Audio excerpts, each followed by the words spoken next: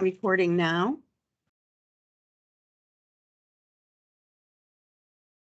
And we're ready. Okay. So as Terry mentioned, this is meant to be just kind of a sharing of ideas. We've collected ideas from different towns in terms of organizing your office, organizing different files, how you might want to keep things. So as we go through every topic, if you have a different way that you do something, don't be afraid to raise your hand in the chat, and we can talk about different ways people do things. It's a great exchange of ideas, and hopefully you can go back to your office with some thoughts on how you might want to do something a little differently or organize something a little differently and be helpful. So the first one is keeping your grand list in some sort of notebook in the vault with all the attachments. So as you know, the grand list we have, first we have the abstract or preliminary grand list that we have to lodge with the clerk. And then legally, what can happen is you can either make that abstract become your final by adding all of the things that change, or you can print another. But either way, both of those things should stay in the vault with the clerk. So sometimes the clerks like it to be in an organized fashion, like a binder of some sort, and that was a thought that a few towns had. Okay. So attachments might include things like homestead declarations, current use changes, errors and omissions, obviously, and appeal results as you go through. And you can see, I think what we did in this case is just took a picture of this idea where we have the grand list labeled on the different binders in the vault. Does anybody have a different way that they keep their grand list in the vault that they think is a good idea? Out of curiosity, how long do you have to keep your homestead declaration printouts? That's a great question. And we actually have Megan, what's her last name? Wheaton-Book coming at 11:30. And she's going to go through any question you have about retention. Okay. Anybody in the chat have a thought on that? Or question? Teresa or Jen, anybody in chat? I'm not seeing anything. Okay, thank you. Okay. The next one along the same lines is having the listers print their own working copy of a grand list so that throughout the year, you could mark up a copy and use it for reconciliation purposes the following year. So for example, in the bottom left-hand corner of this page, we might be looking at marking up in red what we're changing and then spending a couple days at the end of the year to actually go through and make sure that all those changes were reflected. What I would submit to you is if you don't choose to do it this way, I mean, some people think that this is probably old school and in paper, but if you don't choose to do it this way, you should have some sort of balancing, reconciling mechanism so that you know at the end of the day, your grand list has reflected all the changes that it should. Okay, so this is just one thought, and I think we have an example here. Do you want to, how do I hold this for? Okay. The grand Christie, I list. had a question. Sure. So statute requires vault copy in permanent land records to be the abstract in May, even though as-billed is more current. Yeah, we've gone round and round about this, and I think it needs to be both. Unless you are making one by adding all the addendums to the original. I think it's gonna have to be both. Because if you think about it as a historical thing, there's no way to make sense of one without the other, in my mind. That was it. Thank you. And maybe an attorney would prove me wrong or tell me I'm wrong, but that's the way I see it at this moment.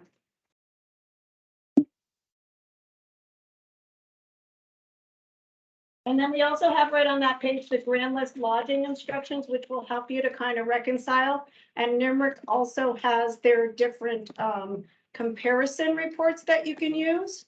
What I think I'm submitting to you at this point is just using comparisons at the end, when you get to June 4th, might not be enough to make sure that you're accurate all the way through the year. It might be a little late to start thinking about reconciling on or about June 4th if you haven't checked anything throughout the year as you go. It's going to make it a big, huge project that maybe you could spread out throughout the year. We have a question here in the room. After we send out our tax bills, we get back all like the people who died that we didn't get death certificates for, and we get all the change of addresses.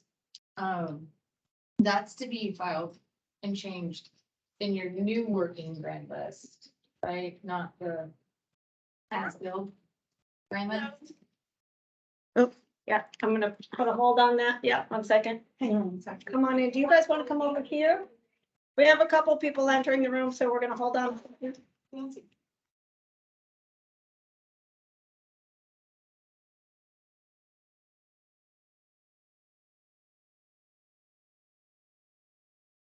Watch the cord right there. I don't want anybody to get hurt. Well, it's more than not getting hurt. We got a couple people entering, so we're just gonna hold on a second, Teresa, okay? Okay.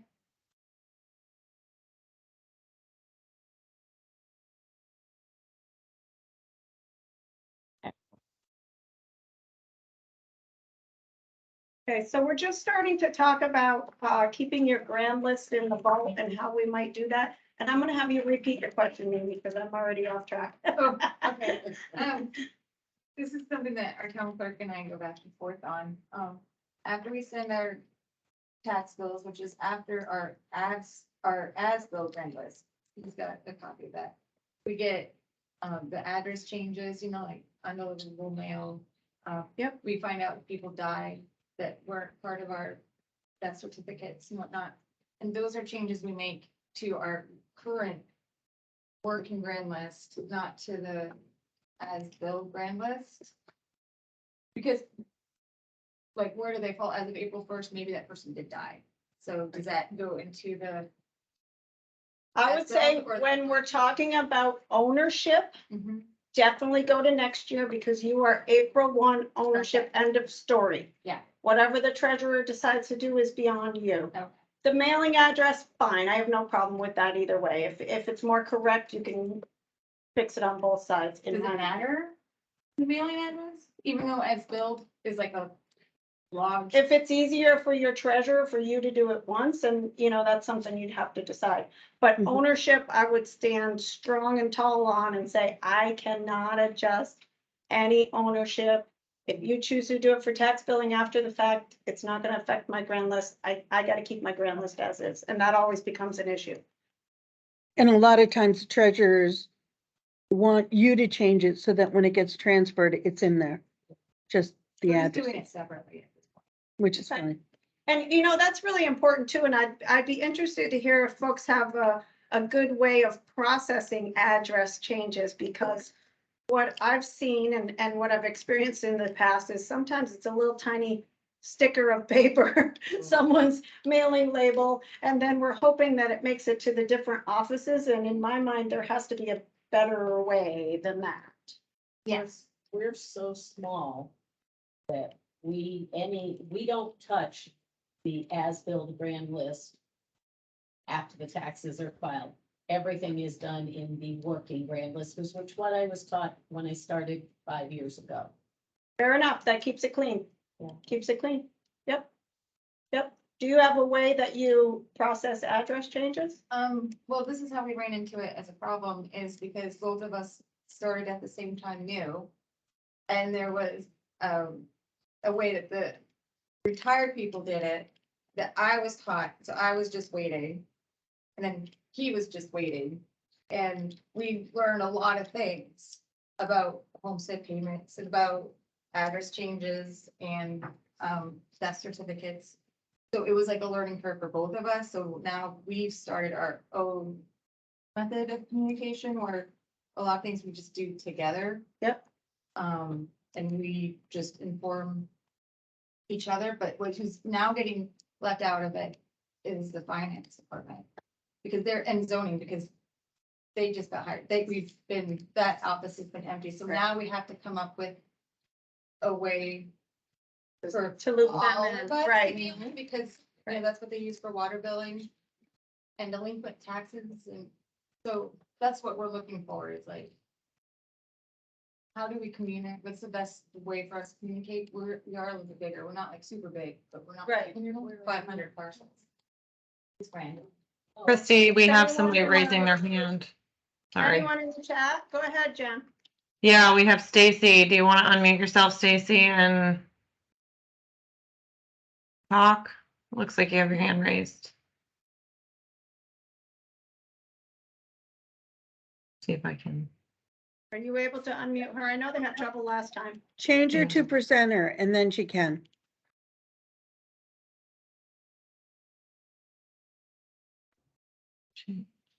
Okay, sorry, it's taking me a second here.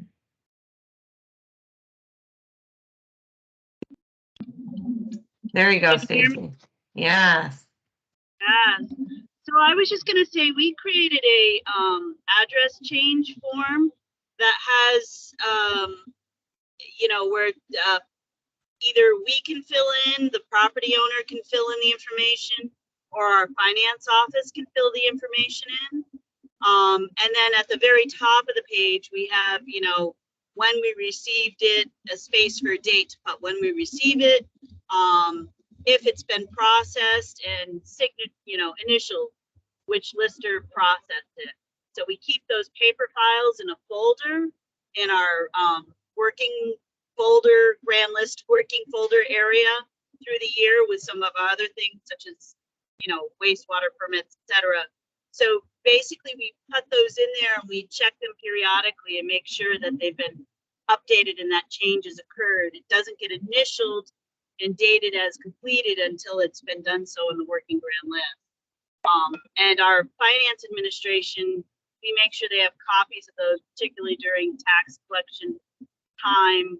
And either that or they email us the changes, and then we print out a copy of those emails, again, doing the same thing, writing at the top when we received it, and then when it's actually been processed. Stacy, are you willing to share a copy of that with folks? Sure, be easy enough. That'd be great. Thank you. There's one other thing in the chat, Christy, that's from Betsy Peacock, who says, we keep an Excel spreadsheet with changes, and once a month we send them to the various departments. Okay. And then someone else is Town Listers, who says, we change the address in the working list and alert the treasurer. She needs updated mailing addresses to send out late and delinquent tax letters beginning in November. So she maintains a spreadsheet of the grand list with updated owners and addresses and shares that file with all office personnel. Okay, good. And Christina is asking, how will mailing address change work after July 2023? Should the address change start with the Vermont Department of Taxes and keep town in the loop?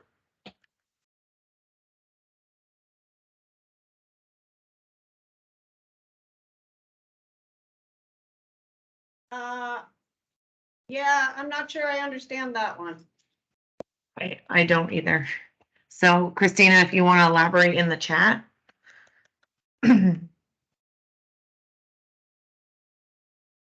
You'd be doing it in VT Pi pretty much the same way you're doing it now. 2022 grand list and 2023 grand list.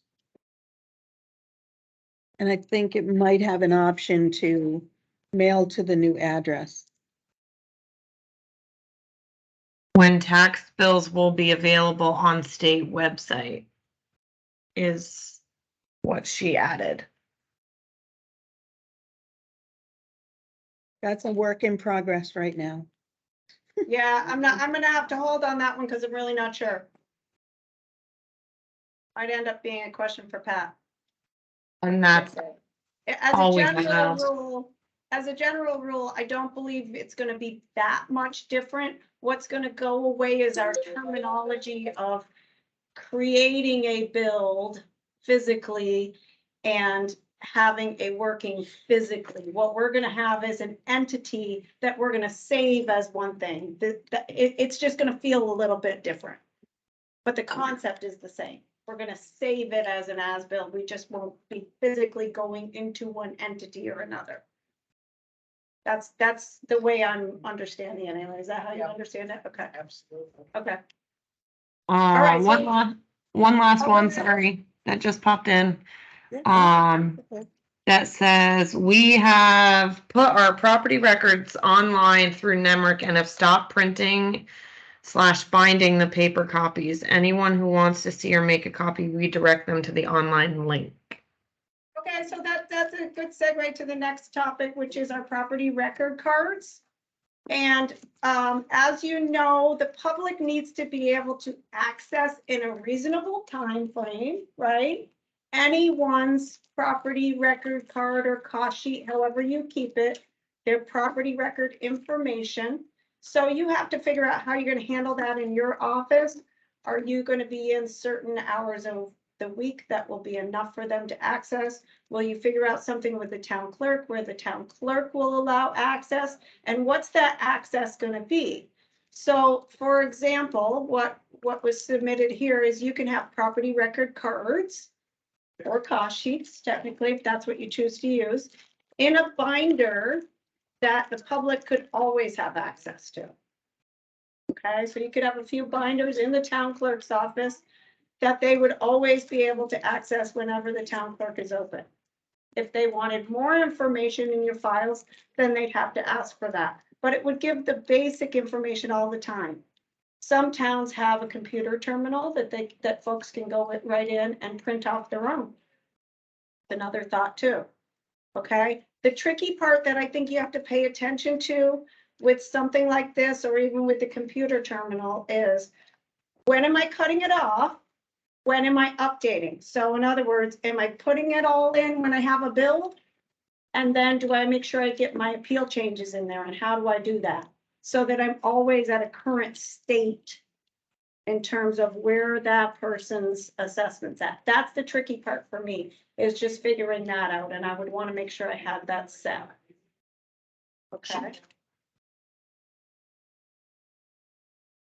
And we showed an example of the property record card. We did. And so another thought here is also having like a file, a property record card file.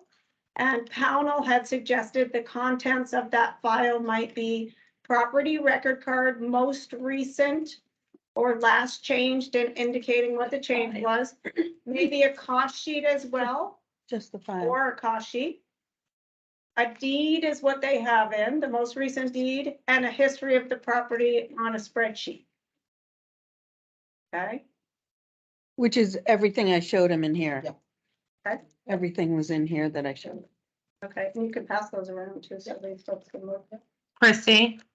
Yes, go ahead. The other thing I might add to that, just as having worked in a town office somewhat recently, would be a redacted copy of a tax bill. Just because that tends to be something that typically gets asked for, and you can print those directly from your Nemrick system without the state payment on them. Great idea. And you could throw that into the file also. Yeah, I like that. That's a good idea. 40 years of use. And all the property tax cards. So if town clerk is away, sick, whatever, whoever's covering the office can simply direct the person to town website. And they pay the price to get, Oh, so you've got it all right on your website. Wow, nice, nice. stockbridgebt.gov. So you can pass that around, check out that one. So I'm gonna get on a little bit of a soapbox while we're talking about property record card versus cost sheet.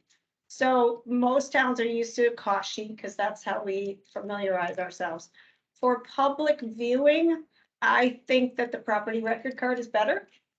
And the reason I say that is because the property record card has basic information about your property, what the siding is, what the roof is, what the year is, et cetera. It has a land value, a total value, and a building value. Okay? What we're not doing with the property record card is we're not showing $2.50 for wood floor or $3.90. And that's where you get into an argument of the pieces parts that we don't really want to go to. Is the information correct? What's the fair market value of your property? That's what we want to talk about. Okay, so for me, if I were going to do something for public viewing, it would be the property record card.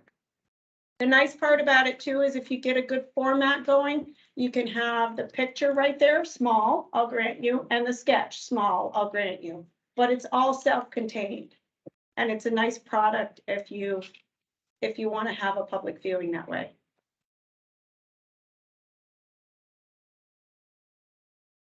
Anything else in the chat, Jen?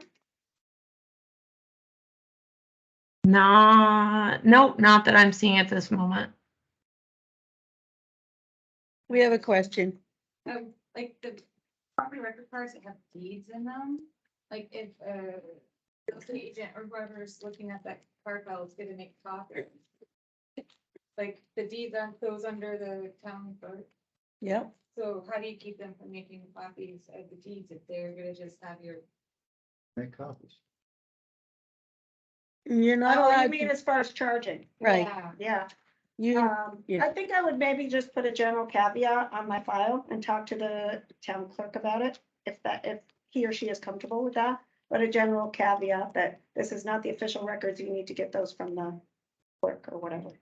I think that would cover you.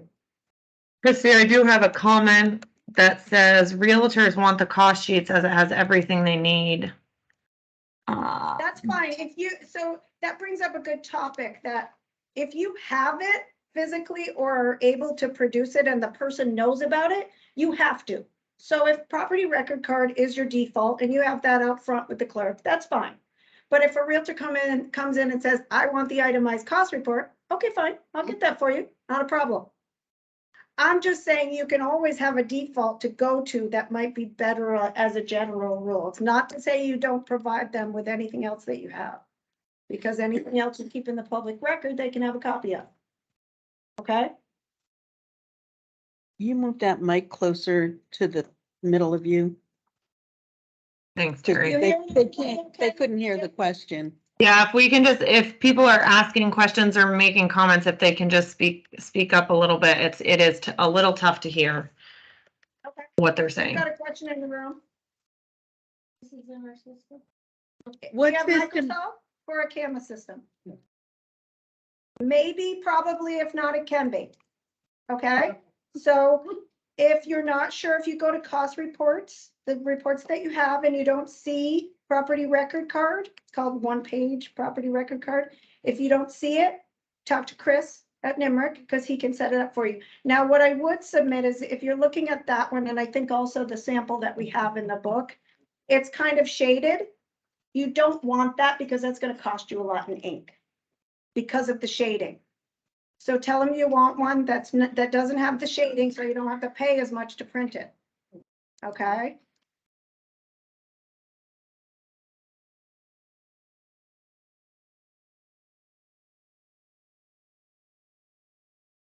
And he can run you through, get you set up with that and see what it looks like and see if you like it. I think they might have a couple different options as well. Okay? All right. So the next I will say might be my favorite. Yeah. Color coding files. So what we're talking about is grouping files together according to possibly neighborhood type, possibly road, and then color coding them accordingly. This was done by Londonderry, and it looks like Montgomery were a couple of towns that gave us examples of this. So they had chosen to organize their files according to either neighborhood or property type or road, and then they had color coded them accordingly. And that is example B3. Feel like I'm calling out bingo. Do you have bingo, Barb? That was our holding the box up. Okay, Okay. all right. Any other thoughts on that?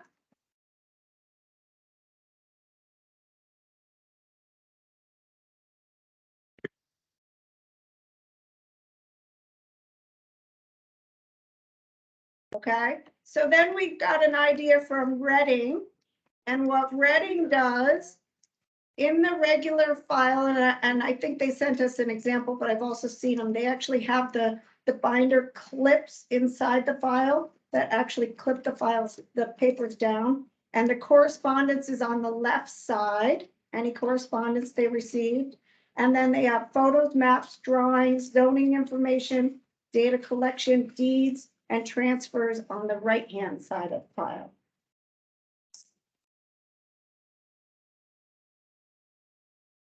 Do you have an example of that one or no? Maybe no, maybe we don't have it. There's nothing in B3. That's okay. So when I've seen the file, what they have is those actual metal, the files with the metal pieces that come out and bind it down, bind the papers down. And that's how they do it, with the two pieces on each side. And that is their property file. So the way, let me have that one. The way that we have our file set up right now is we have it color coded. And the current use in ours is purple, not for public view or all in blue. Our working files, personal property inventory and equipment, utility inventory plant, income and expense information. Those are all not for public. And the appeals are in red, not in this picture, but in our folder. And regular files are yellow. And 411 balance sheets are, of course, green. So then pass that around.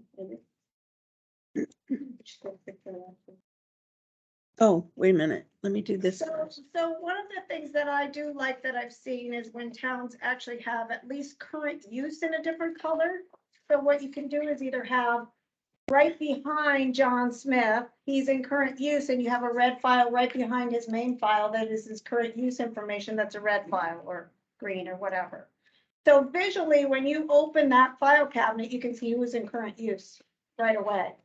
And everything, as opposed to being in a different place, everything is right with that person.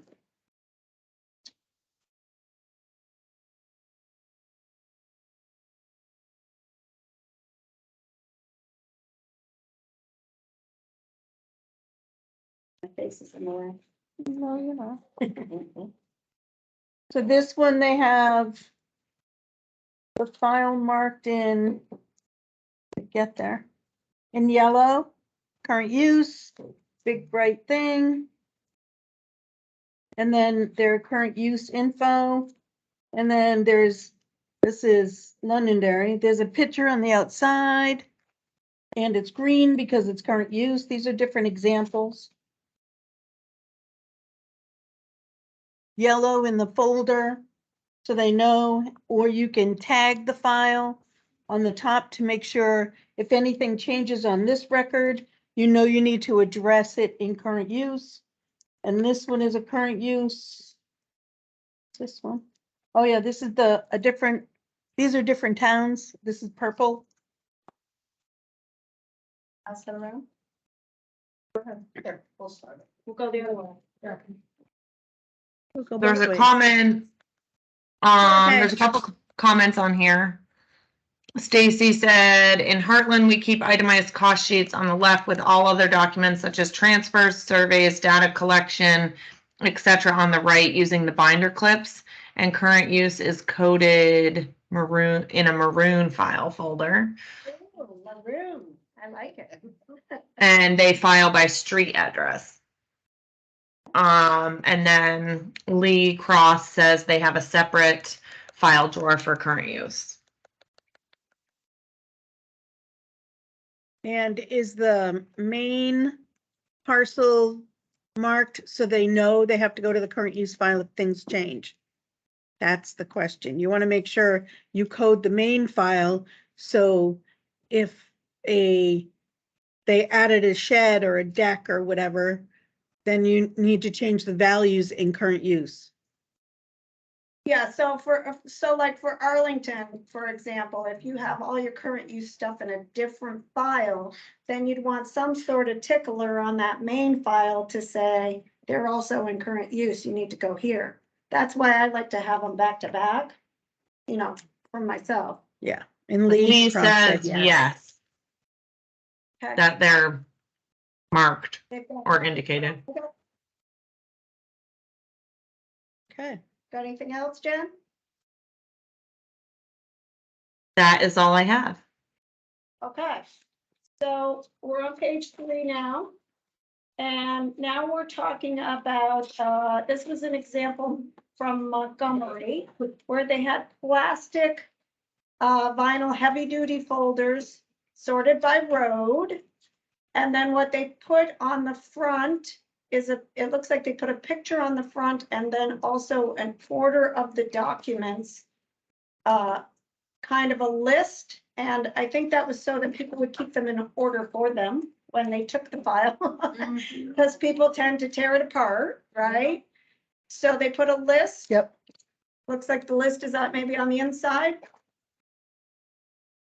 of the order of the documents, and those are current cost report, current sheet of photos, diagram of dwelling and buildings, data collection cards, property cards, old cost reports, old Sigma cards, old sketches and worksheets, current use, and zoning permits. And then they had colored files or stickers on the file to denote exempt, current use, or utility properties that we talked about. Inside each folder was the label of the correct order for easy search and return, and sign out sheets and placeholders for refiling, which is also a good idea. If you're taking out 4 files, maybe you have some sheets on top of your file cabinet that show what they've taken out, so that you make sure that it goes back in where it's supposed to go. Kind of a placeholder. Any thoughts on that? Yeah, we've got one in the room. I have a question. Yeah, go ahead. What is the Sigma card? Sigma is the old CAMA system, old CAMA system from the 80s. Guessing 67. 80s, 90s. I hate to admit that I've been around as long to remember, but I have. But it was the old CAMA system. So it sounds like this particular town kept just about everything that went with that historically. You can choose, as we'll learn a little later with Megan from Vasara, that you don't have to keep everything. You don't have to keep everything, period, but you don't have to keep everything right in that immediate file. It's really up to you how you choose to organize and what you choose to keep right handy for folks. Some people like to have a historical. I personally think it's great. I tend to be a hoarder, so I don't throw anything away. I don't want to throw away a lot of that historical. Do I want it necessarily all right there in my file? Maybe not, but I don't want to throw it away. It seems like inevitably for me, especially when you go through a reappraisal or something like that, you're like, oh God, we need to see what that used to be, or we need to see what that used to look like. And if you threw all that away, you don't have it. It just seems to happen, and just like with everything else, it happens the day after you Yeah. throw it away. But I'm not a good one to speak because I don't throw very much away, so. Christie, I have a couple comments and questions online. Sure. Deb Fillion, East Montpelier has scanned our land records, so there's a public PC with access to PTTRs, deeds, etc. Do listers need to maintain a separate copy in our files? Do listers need to maintain a separate copy of what? I'm assuming PTTR? deeds, PTTRs, etc. Not those two things that you mentioned. Because what you'll find out from Megan is a lot of the stuff that you deal with, you're really secondary. So those aren't your documents. You have a copy of the official document. So that makes it different for you when you have those. There are certain things that are your official document, like the property record card, and there is a holding time for that, like the grand list, and there is a holding, so you'll learn about what things are really yours, and the other ones, I think they're called transitory, and then it's not as important for you to be keeping them. Okay. And the follow-up is the same question applies to zoning permits. I believe that would be the same logic, right? Because the zoning administrator is the keeper of those documents, so they're the person that has to deal with the retention piece of that. Yours are just copies thereof, anything that you may have.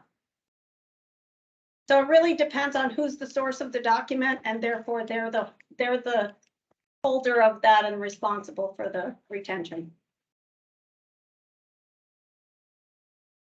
And then the last comment is from Christina in Hartford, just saying that Hartford has so much paper files, it's not funny. I wish in the near future they could get scanned and searchable by span. Yeah, I mean, that's, in a lot of ways, that's where we're going. Do we want to totally go paperless? I don't think we're there yet, but I get where she's coming from. And that's all I have. Okay. And maybe, on the, just on that Hartford piece, you might find out from Megan that a lot of those things you're keeping, you may not have to. So you may be able to clean out some stuff that way. Just a thought I'll throw at you. Okay, next one we're talking about is permit process. How you might, and I'm sure a lot of people will have different ways that they deal with keeping permits, recording things that are half done and not done, keeping lists from one year to another, how we do that. So just a few thoughts here. You can run a % complete list from NIMRIC each year. If you're keeping track of that field, you can run a report specifically for that. And we'll actually walk through how to run that report because it is on page 11 of your document. Is it not? Is that what you said? Page 11? Page 9, 10, 11, and 12. Okay. So you can run through that report each year. The caveat there is you have to be really particular about keeping that % complete field accurate in order to use it right from year to year. Okay, garbage in, garbage out. If you're not keeping that accurate, then you won't be able to. Okay, also the reinspect field in Microsoft Camera, same idea. You can use that yearly to go back and check with the same caveat. If you're not using that field and keeping it updated correctly, like if you have old reinspect flags on there from reappraisal 5 years ago, it's not going to do you any good. But if you clean it each year and use it for just the ones you have to go back to, then it can be a good resource, and you can run a report that way, just based on that reinspect. Okay, so Shrewsbury had submitted an incomplete permits binder. Okay, so they kept a binder going. You can create a shareable spreadsheet for zoning and listers with active permits. You can create a working box file, which I've seen in quite a few towns, basically one of these kind of file boxes that we have. I don't want to break this one. Right? Oh, wait a minute, let me get them. One of these kind of file boxes where you keep the permit information, and then you could actually take it out in the field or grab the files that you need and go that way. That's a thought.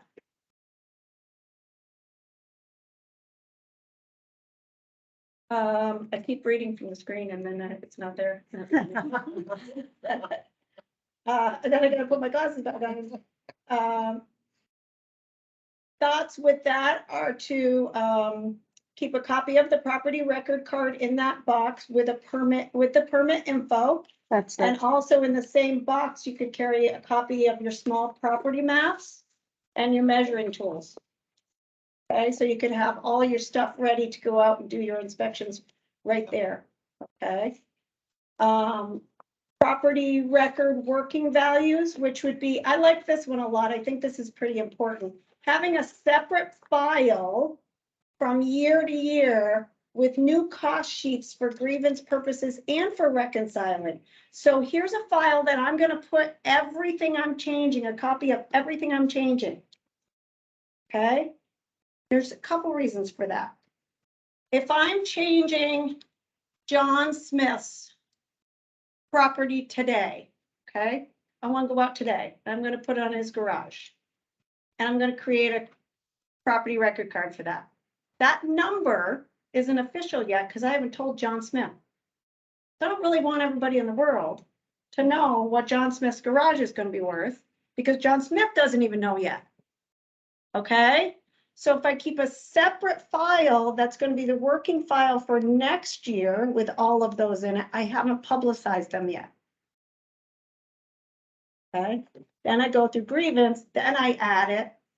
As I'm sending out the grievance notices, I add the copy to the original file. It's kind of a cleaner way to do it. I think it gets you away from confusion about what is the real number. It gets you away from somebody going to John Smith and saying, oh, I see your garage is worth $30,000. What? What are you talking about? They didn't tell me that yet, right? So just a thought there. Christie, I have a And those are couple, examples. Examples C1 and C2, do we have those? Yep, C1 is the letter that went out to the property owner for property owner's information. And then the spreadsheet, the permit tracking. I have a couple questions online when you're ready. And then a working file.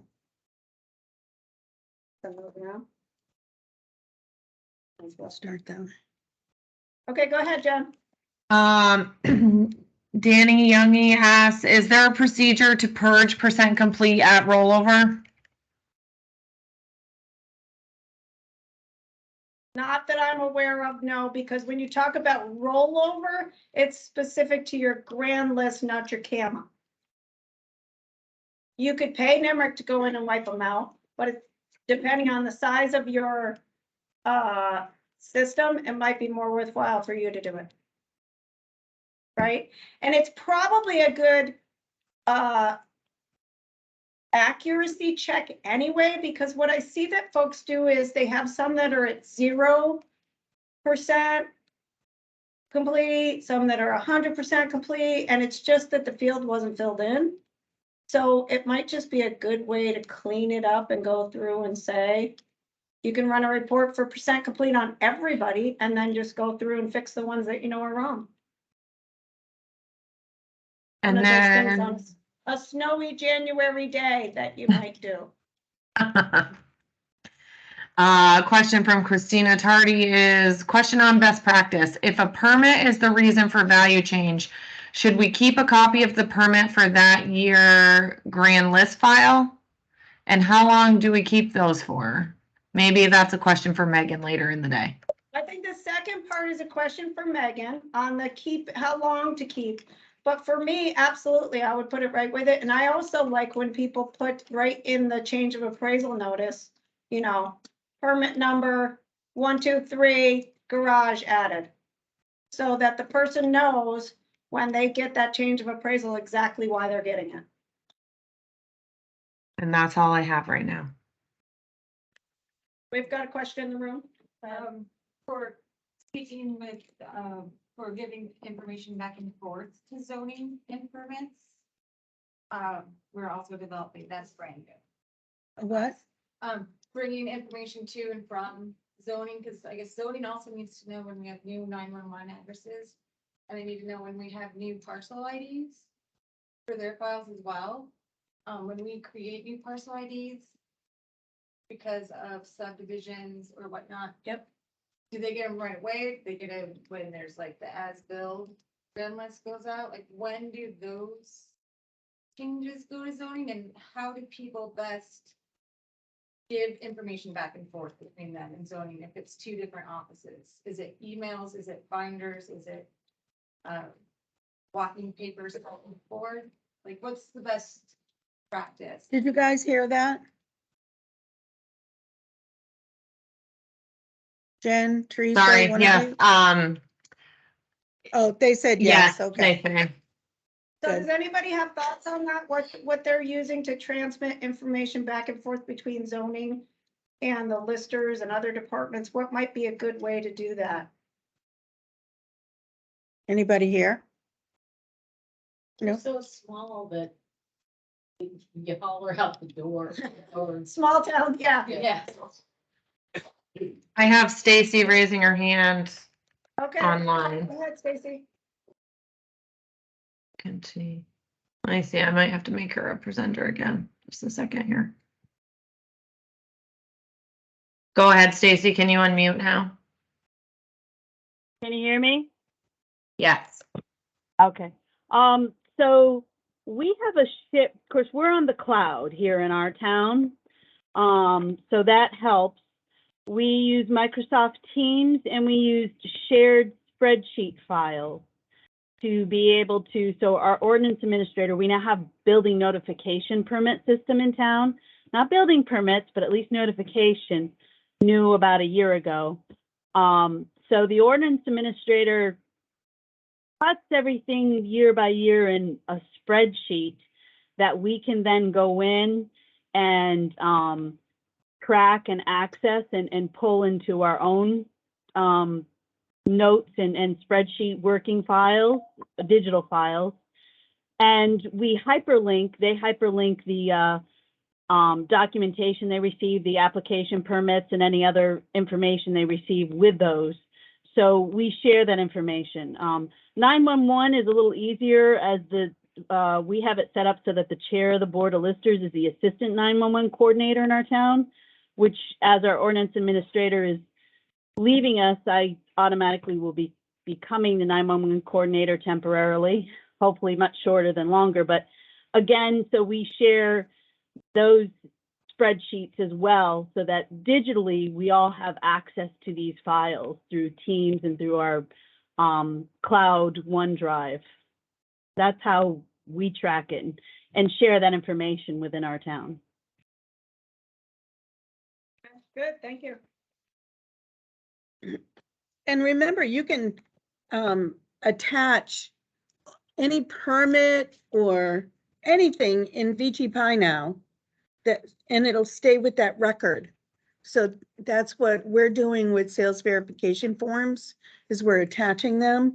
So you'll be able to see what we have. So feel free to attach anything to that parcel in VT Pi and it'll help you have a history on it. And you'll notice on the bottom of page 3, it talks about whether or not these things like draft cost sheets and lister notes are public record. If they're in your file, they're public record, with the exception of personal property, inventory, and income and expense information. Okay, so could somebody come in and ask you for a copy of John Smith's property record card with his new garage on it before you publicize it? Yes, they could. Could they get it? Yes, they could. Do I like it? No, I don't. What I would suggest is maybe you get a rubber stamp that says not public yet, or subject to change, subject to grievance, not official, unofficial, something like that. So that when you write it right over the top of it before you give it out. Because that has not been through the grievance process yet. So if you print all your property record cards and keep a binder as of that grand list year, then all you need to do is replace the ones that changed. That's on your change of appraisal notice. If it changed, then just replace that. And that way you have a legal copy of what is actually in your grand list that is public record. Right, so that's what I was talking about with the managing of that public terminal or that binder that you have out front. You wouldn't want to put those new cost sheets until you submitted them for grievance. Then you're gonna go replace all that. Or you do the cost sheet by PDF and put it on your website. Same thing. It could be a PDF or it could be a paper, Yep. you know, so as of that grand list. And that way you don't have to go make a new one when they come in. And you don't have to worry or write on it, not official or whatever. I have some comments on mine when you're ready. We're ready. Okay, so Stacy elaborated just saying they've really gone digital in Heartland, which allows for an easier exchange of information and sharing. We attach our sales verification files to our sales spreadsheet, which also has the PTTR hyperlinked to it. But we also have paper copies of all this information as a backup. Being digitized also allows us to do any work remotely as needed. And then a comment from East Montpelier, or a question actually from East Montpelier is, are the clerk, treasurer, zoning administrator supposed to have access to VT-Pi as a read-only?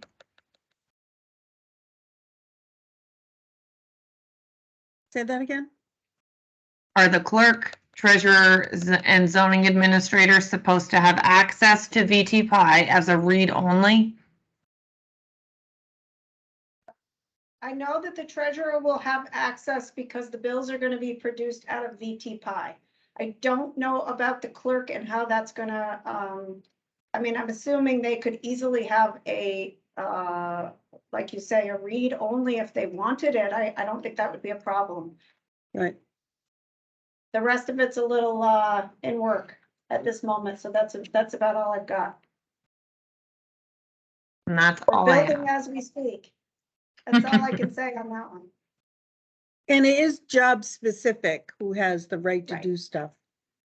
And it's set by the administrator too.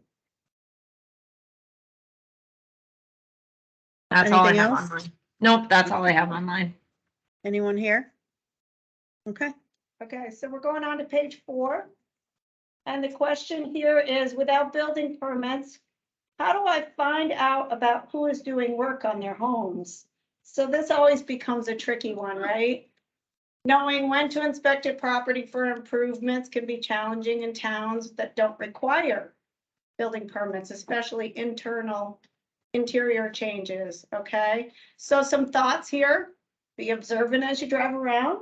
Maybe if you have a small enough town, you literally drive the roads once a year, okay? How about drones? Some people have talked about drones. I don't know how far they've gotten with it, if anybody's shot at said drones yet or not. Looking for clues such as construction dumpsters and construction vehicles. Listen for construction projects around town, you know, people talk. Real estate ads will often clue you in to recent improvements. Okay, driving around the neighborhoods to observe new projects. And I think most importantly for me, the last one there is consider some sort of cyclical inspection. So when I say cyclical inspection, I don't mean cyclical reappraisal or rolling reappraisal. I mean, maybe we re-inspect a third every year. We only make the changes that we observe with the existing system that we have, right? We're not revaluing based on new schedules or new quality or new multipliers, but we're only getting the inventory correct with our existing system. It's a thought. I think it's a valid thought when you don't have zoning. And I also think in the mindset of 8 to 10 years in between reappraisals, it makes a lot of sense. I personally think there should be a cap on years between reappraisals. I think it doesn't make any sense for anybody to go more than 10 years. That's my personal opinion. But in between that, I think that we really have an obligation to try to keep our inventory as correct as we can. And that's a hard thing to do if you don't have zoning. But you're doing even with a reappraisal, the reappraisal is only as good as the people allow reappraiser in the house. Absolutely. We had 2 town officials in their last reappraisal that whose spouses refused access to the houses One of them we knew had major improvement. Yeah. Couldn't do anything about. Yep, that's becoming tough, more tough, all the time. You know, especially since COVID, I think people are less and less willing to let anybody into their. So I think, again, we gotta think outside of the box with that, and maybe those same people wouldn't let you hand them your phone and take it through with FaceTime or whatever, but that's a thought too. You don't want me in, would you be willing to take this through for me and show me? I know, we're fighting a hard one when it comes to that, we really are. We have a question here. Maybe tongue in cheek, but otherwise, put the kitchen in for the highest value you can find. Well, Because they will Well, want to see right, the house. and I think we have an obligation to assume, right, and I'll say that in different words, but I'm saying the same thing, okay? We have an obligation to assume that it's at least as good on the inside as it looks on the outside. Okay. Town of Linden used to specifically not do the outside. Oh, really? Yeah. Okay, It so, looked like a shack outside. well, maybe, It had a but, new kitchen inside. well, so let's be the typical buyer, right? House doesn't look good from the outside. Am I gonna care that it has a $20,000 kitchen on the inside? Not as much. No. Not as I know much, realtors, right? You can only put lipstick on a pig so much, okay? So one thing sort of has to wash with the other at a certain point in time. If I put that same $20,000 kitchen in a 800 square foot ranch house, am I going to get my $20,000? No. So it's all a little bit relative. You see what I'm saying? They're pretty apt to let you in if you're too high. Well, yeah, yeah, exactly. Within reason, right? I have to assume it's as good on the inside as it looks from what I can see. Okay. All right. Any thoughts on online, Jen? Yeah, so I have a suggestion about using Google Satellite viewing often reveals changes. Okay. And then Stacy also says you do a lot of driving around in the late fall, making notes of construction that looks like new work so you can check the files back in the office. Yeah, the leaves are coming off pretty soon, right?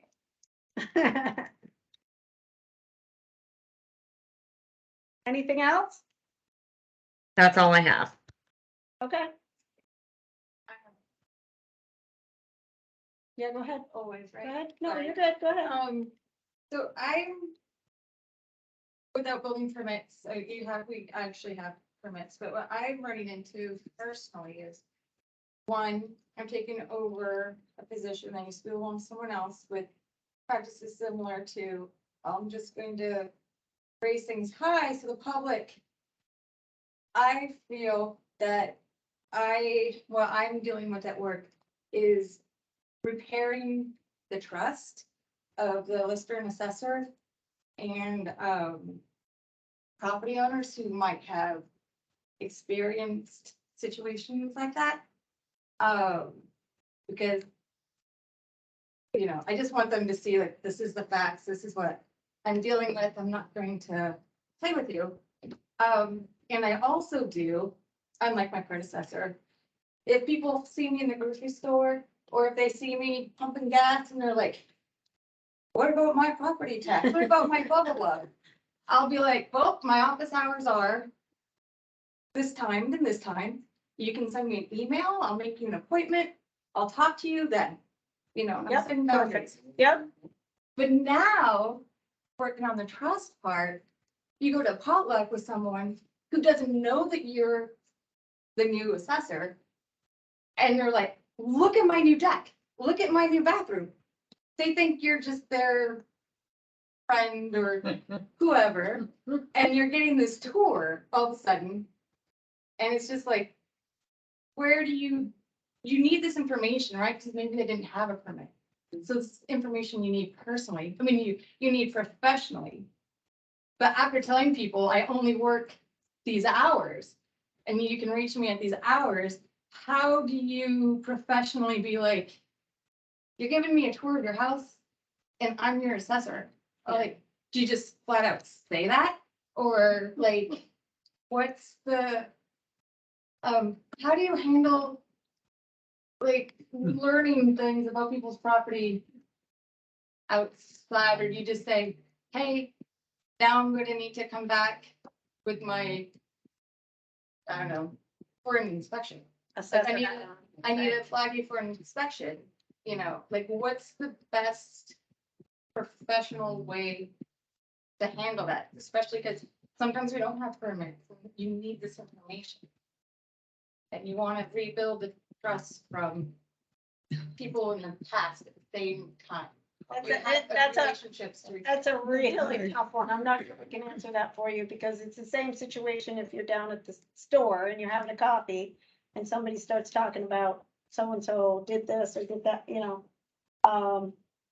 Where you draw that line and how you draw it is that, I don't know if I can answer that for you. The tough one. It's the hardest part about being a lister in the town you live in or an assessor in the town you live in. If you come in from the outside, you're in a better situation that way because you don't know anybody. You don't get invited, you probably don't get invited to dinner parties there or whatever. I think you gotta use your own, I think if I were you, I would draw the same line that you're drawing elsewhere for you, just for consistency and like you say, for trust purposes. You know what? I didn't hear about this in the office, so I gotta make sure my lines are drawn where I'm hearing this information. That's all I can offer. I don't know if anybody else has any thoughts. When I was a lister, I actually had a girlfriend that got upset with me because she thought that I assessed her new shed. I didn't even know the new shed was there. And it wasn't even me, it was the other listers. And I'm like, wait a minute, I came to your house on this date and they went on this date. But yeah, but it took a bit. I mean, because So, yeah. Something documented, you can Yeah. keep that line. So I didn't do family or friends. That's what I didn't do. It's like the other two listers always did. But yeah, it's hard. You have to make that somewhere, that line where I see nothing. Do you have listers also or just you? I have new listers. Okay. So maybe as the assessor, the listers do your friends or family Right. and you don't. That's where I'm from. Yeah. Yeah. Like, I don't do my neighbors. Yeah. Do my neighbors, Yeah, just to separate. keep some, yeah. So I don't know, what do other towns do? Other towns, what do you do? Do anything online? Yeah, so Stacy says, I keep my eyes and ears open, but I try to draw the line as far as personal from business. I will then reach out in a non-personal time to contact requesting to view changes at a separate time. You may find that you will be invited less and less to people's houses as they find out what you do. That also happens. More dinner parties for you. If you haven't seen the movie Nosy Parker, you gotta see it. A Vermont lister, so perfect. And that's Anything all I else, have Sarah? on mine. That's all I have. All right. So I think next we're just pointing to frequently asked questions document on our website. I think I have some paper copies here too. If the folks here would like some, we've got a bunch of handouts that are extras. We'll throw on the table at the break. If anybody wants to take any of that stuff. Next is personal property. So if you don't tax personal property, you can zone out for a minute because that's what I'm going to be talking about. A lot of towns don't tax personal property. If you're not sure, you would have had to vote it out. There are two different types. There's actually three different types of personal property. There's personal property business inventory, which is stock on shelves.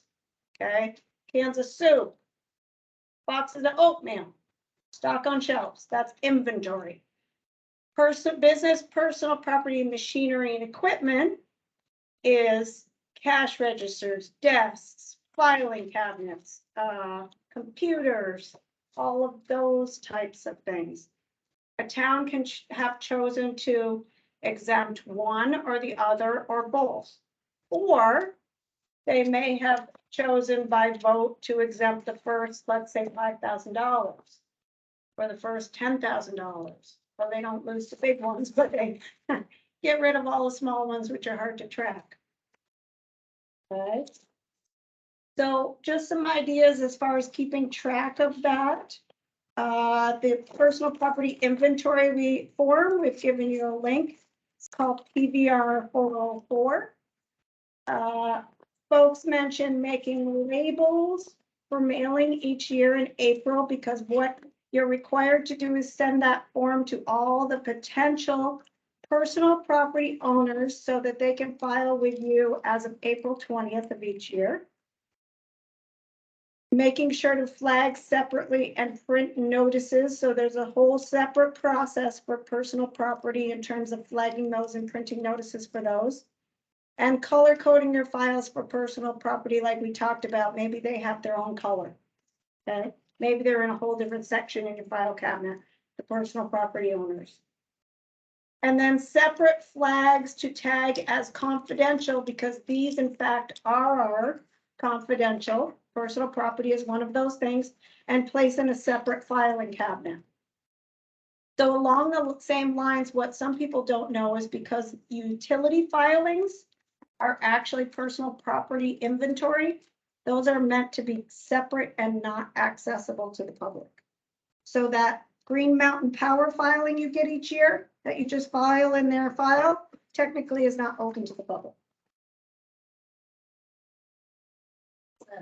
Because it's considered personal property inventory.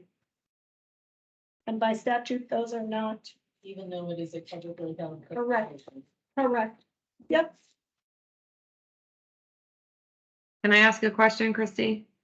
And anything, sorry, I'm just gonna finish this part. Yep. Okay. Personal property inventory, any of those forms or information that goes with them, and income and expense information that a person might give you. For example, an apartment house or something like that, and they gave you income and expense information is not public information. So you would want to hold that separately. Or on appeal, somebody gave you income and expense information on a commercial property or something, that would not be open to the public, that information. Confidential, and label it so and put it in a separate place. Okay, go ahead, ask. The question online is the insurance form we are supposed to get for tax exempt charitable property confidential? I do not believe so. I have never been told that it is. I think I've been told it is not. It's public information. Public information as far as I'm aware. That's the only question I had. Oh, yeah, so Barb's pointing out that information with regard to solar inventory and cell tower inventory would both have income information. So those you'd want to keep separate as well. The solar inventory of plant that we request is not covered under that. That is public information. But if they give you subsequent income If they- yes, information. That with it, then it information would is be. not. But the inventory of plant that we request, Right. that one is public.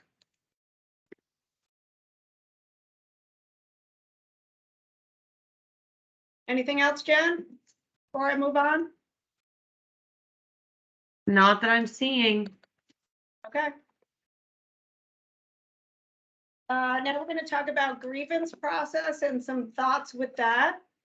So one thought is to have what's called a sales book with information about sales. I think it's that might be in it. Maybe not.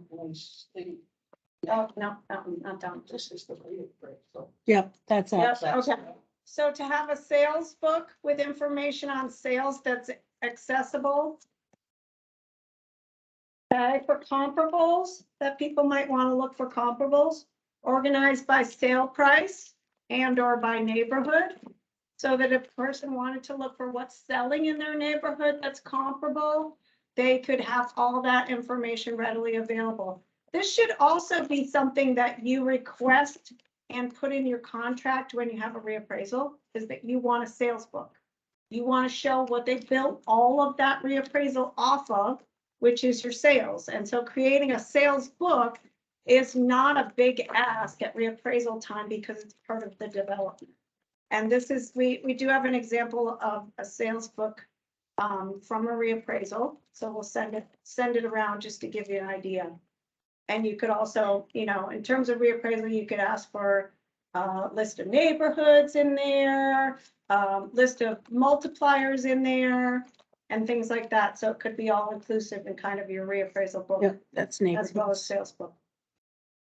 You make a new one every year? I think that's what we're talking about, yeah, and I think it would be good for you. I think it'd be good for towns to have it, yeah. If you don't have a lot of sales, you can always. Or keep the maybe you same keep one. it as a 3-year running to coincide with our study, Study, yeah. with a spreadsheet in the front of your own analysis of where you're at. On top of like. Yeah. Original one. Yeah, Like color coded, like. Yeah. Like, Of course. the green tab files are like 2021. Yeah. 2023 is a different color, 2024. Love it. We're talking color code Christie. That's her title. So I have another a- follow along, the grievance process would be color coded files behind the regular file to show that that property is under grievance. So, We had a question. okay. Sorry, it was about the sales book. Oh, yeah, go Just, ahead. the question was regarding sales books, how many towns use an online sale comparison option, allowing the CAMA system to pick the comps? I have no Anybody idea the answer to that. I have no idea. Or are we asking the audience? Maybe Are we both? asking me or are we asking the audience? I think both. The audience, she Okay. says. Okay. And there's Stacy has her hand up. I think she has for a while now, but yeah, Oh, okay. she has it She down. doesn't anymore. All right. So here's the grievance file. Oops, almost lost it. The grievance file is in red. And we have sample from, you can see it, that up, from Reading, grievance notice about the dwelling. We have the grievance file. We have that's a commercial card, I can tell.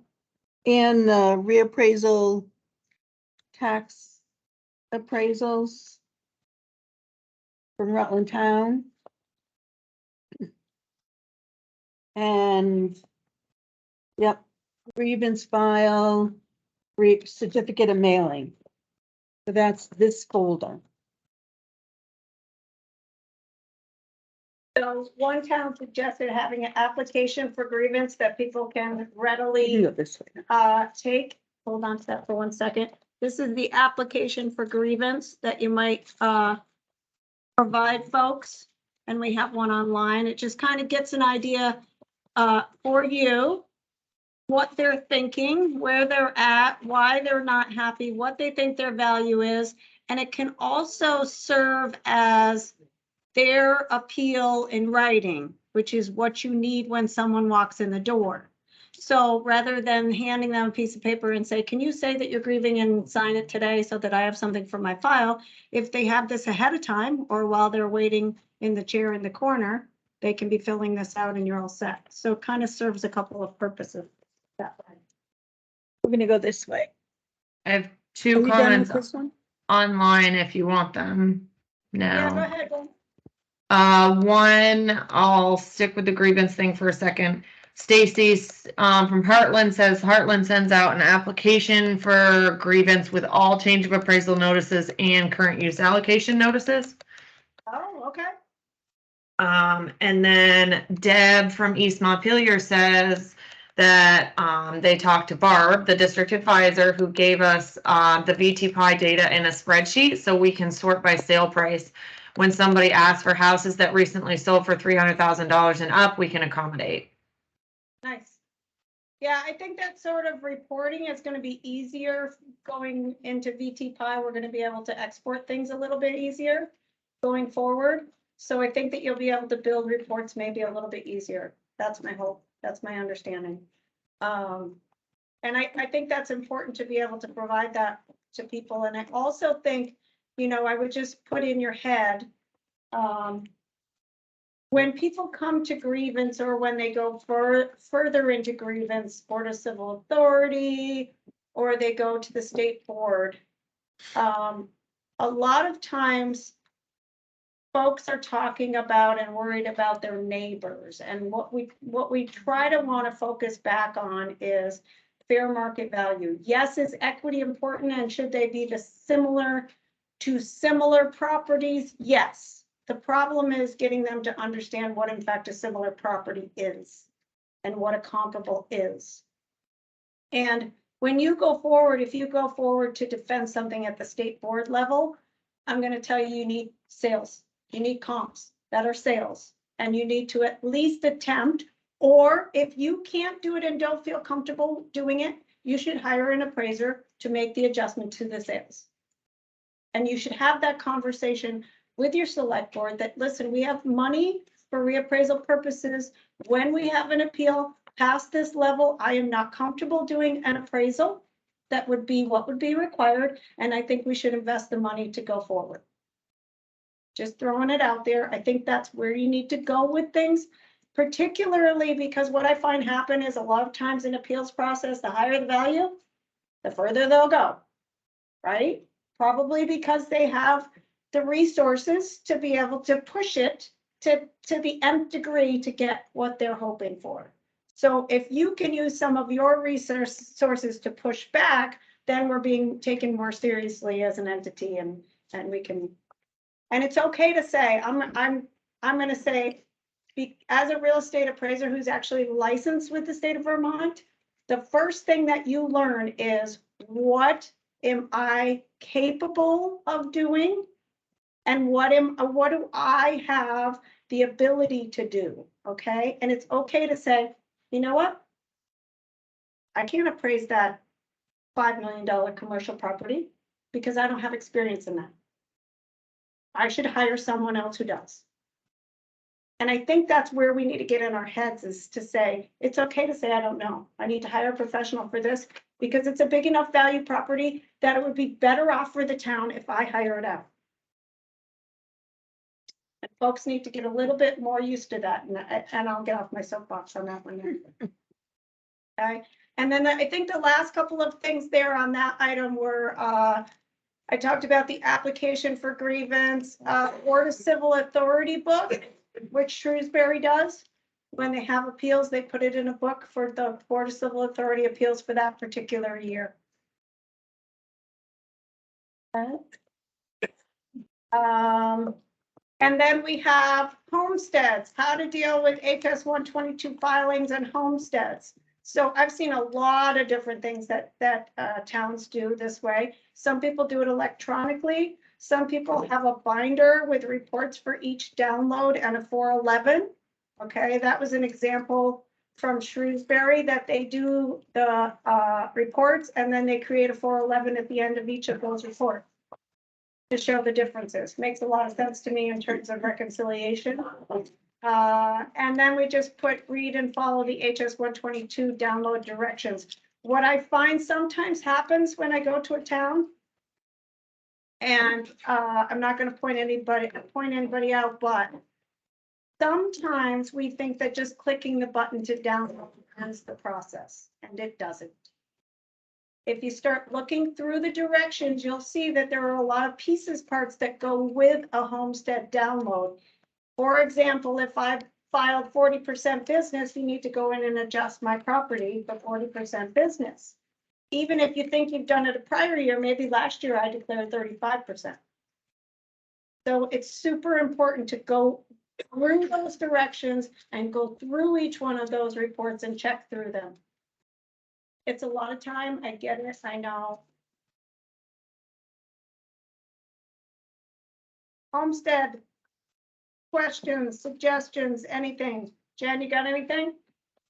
I just have a comment from Stacy about grievance, saying that they maintain a spreadsheet with a separate tab for each grievance, and they have their schedule on one tab and a hyperlink to all the submitted documents. An application to the owners tab. We again have paper copies of all kept in a grievance file, which is kept in our tote of changes that were made for that year. We have a tote for each year's grand list changes that include transfers, homestead declaration allocation changes, anything that results in the change of ownership or change of value. It's filed by parcel ID and makes it go back and makes it easy to go back to reference a year or two later what was done and why.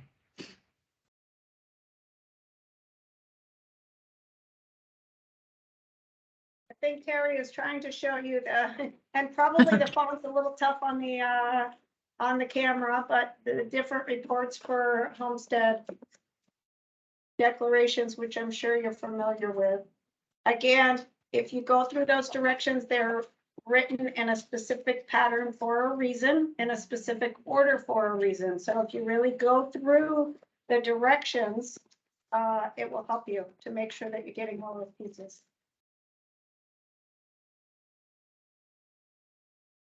And if we talk about, some people say, well, how do I get all this done? That's something that you have to determine on your own for your office. But one of the things that I've found successful for some towns is if you have 3 listers, maybe one person for this particular year is the homestead person. And they come in every Monday and they go through the homesteads and they do that process. Maybe you switch it up and next time another person's doing it. I don't know, but those are the kind of things that you have to divvy up and figure out how all that's going to get done.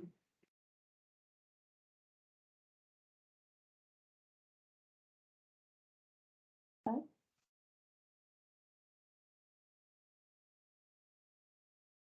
We are on page 5, I believe.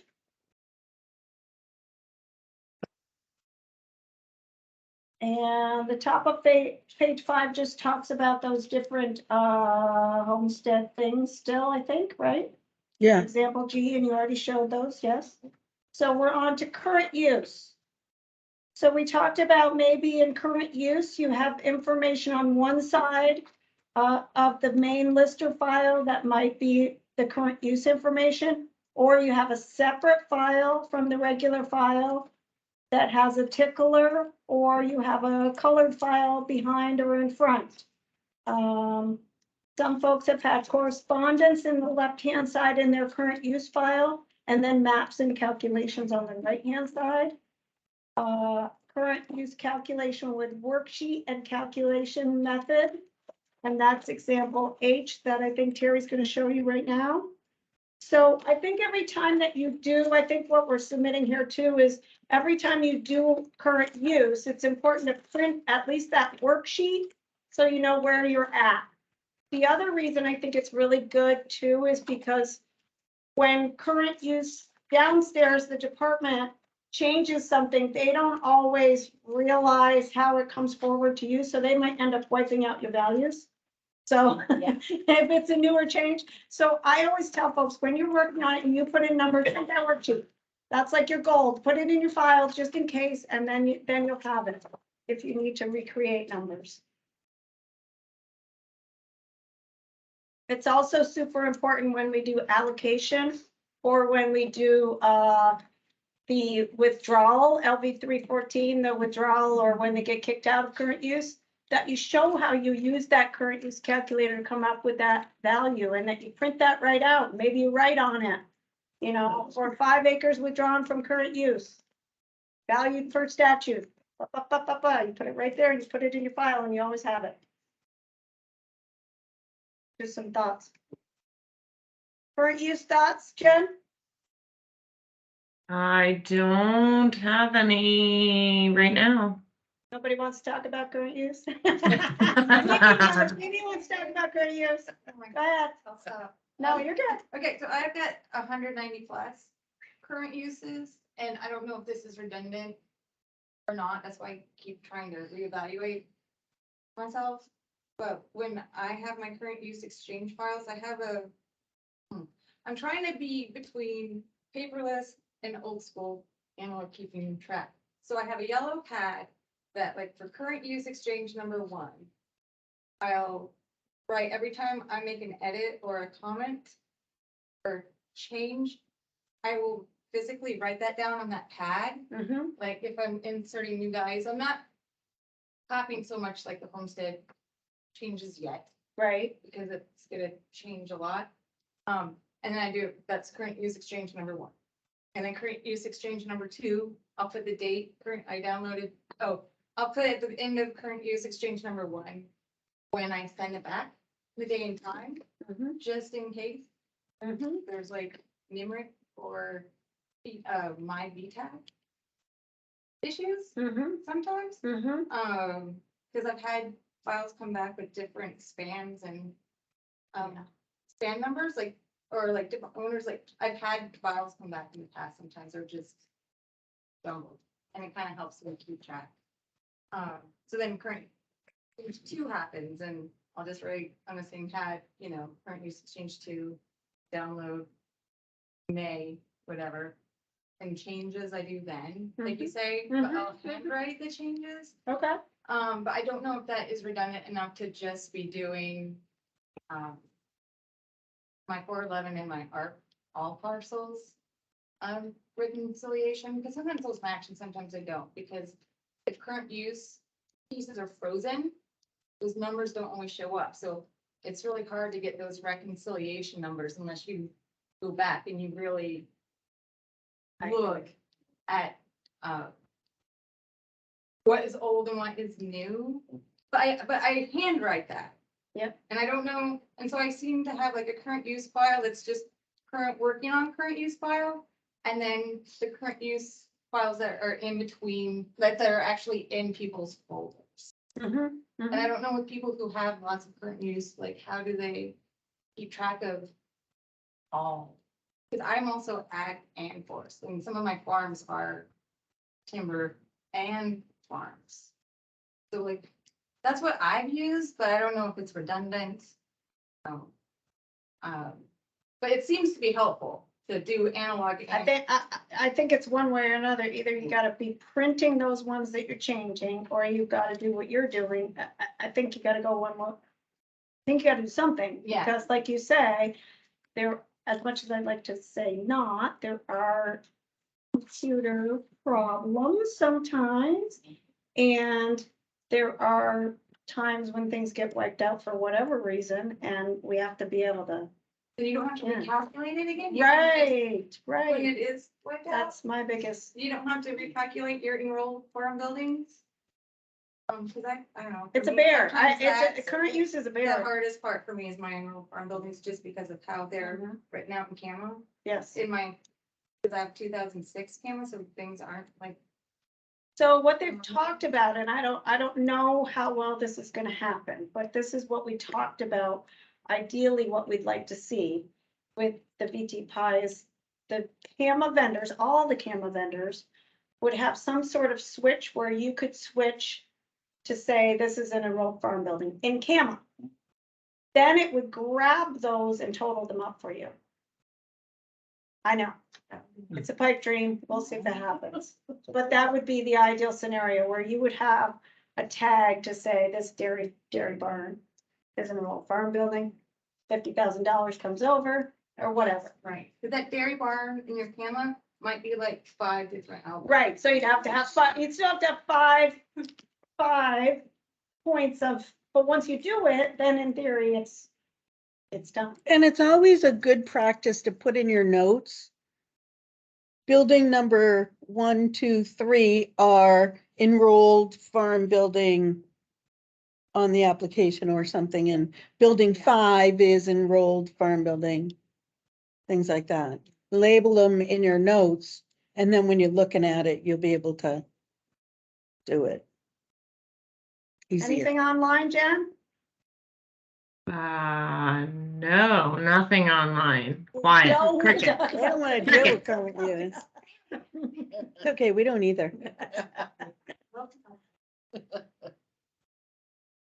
Okay, so let's talk about reconciliation. Maybe some sort of working grand list we talked about that you can mark up changes and cross-check for next year. Certainly a 411 file of some sort, where times when you're making changes, you create a new 411.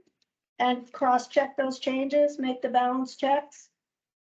Okay, what I think we're submitting here is you shouldn't have one 411 per year, that's a surprise, and, But we do it Smell- twice a day. We- okay, we beautiful. open And when Chris said, Yep. print one when you start, print one at the Yep. end of the day, know Yep. what changes or no changes. Yep, So what Shrewsbury does is they have a 411 and she starts with one when she starts, and then she does her work. And then she prints one, and then she writes on it what the changes are, and she keeps that. So now when somebody else in a different office says, what changed, why is 411 different? She has it right on that 411 and when. And actually, one goes to Lori every day. and you know, if something tragic happened too. Yeah. Anything that shouldn't have happened will show up very quickly. You know, like you said, so maybe a. So much easier There to we go. reconcile everything when you do changes, print your 411, figure out the changes, make sure it balances, go to the next day. Okay. So at a minimum, running comparison reports, certainly, all the comparisons with something, you gotta have some sort of accounting process, I think is what we're getting at here. And, did we have an example on that? Mm-mm. No, Shrewsbury brought hers and took them. Gotcha, okay. So next is mapping process. If you have a mapping contractor, what's the process for changes? How do you get changes to the map, or do they come in and they just look up deeds and so forth? Do you have some sort of spreadsheet that you enter some changes into? Do you give them a little notebook with different things? How does that work? How's it gonna work in the future? And you can print portions of the map. Some people put it right in with their property record card. So in other words, they take a snap of just that picture of the map and they have it right in with the property record card. The thought, you could create a large town map on the wall with neighborhood delineations.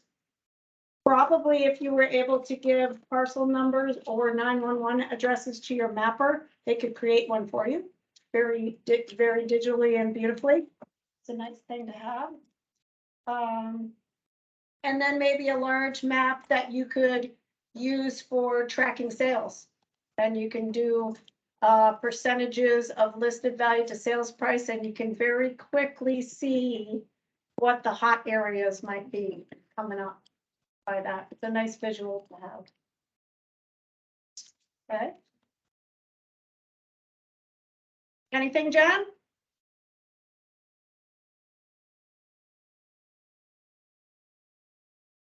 This is Teresa. I'm not seeing anything. Okay. Yep, we have a question in the room. So.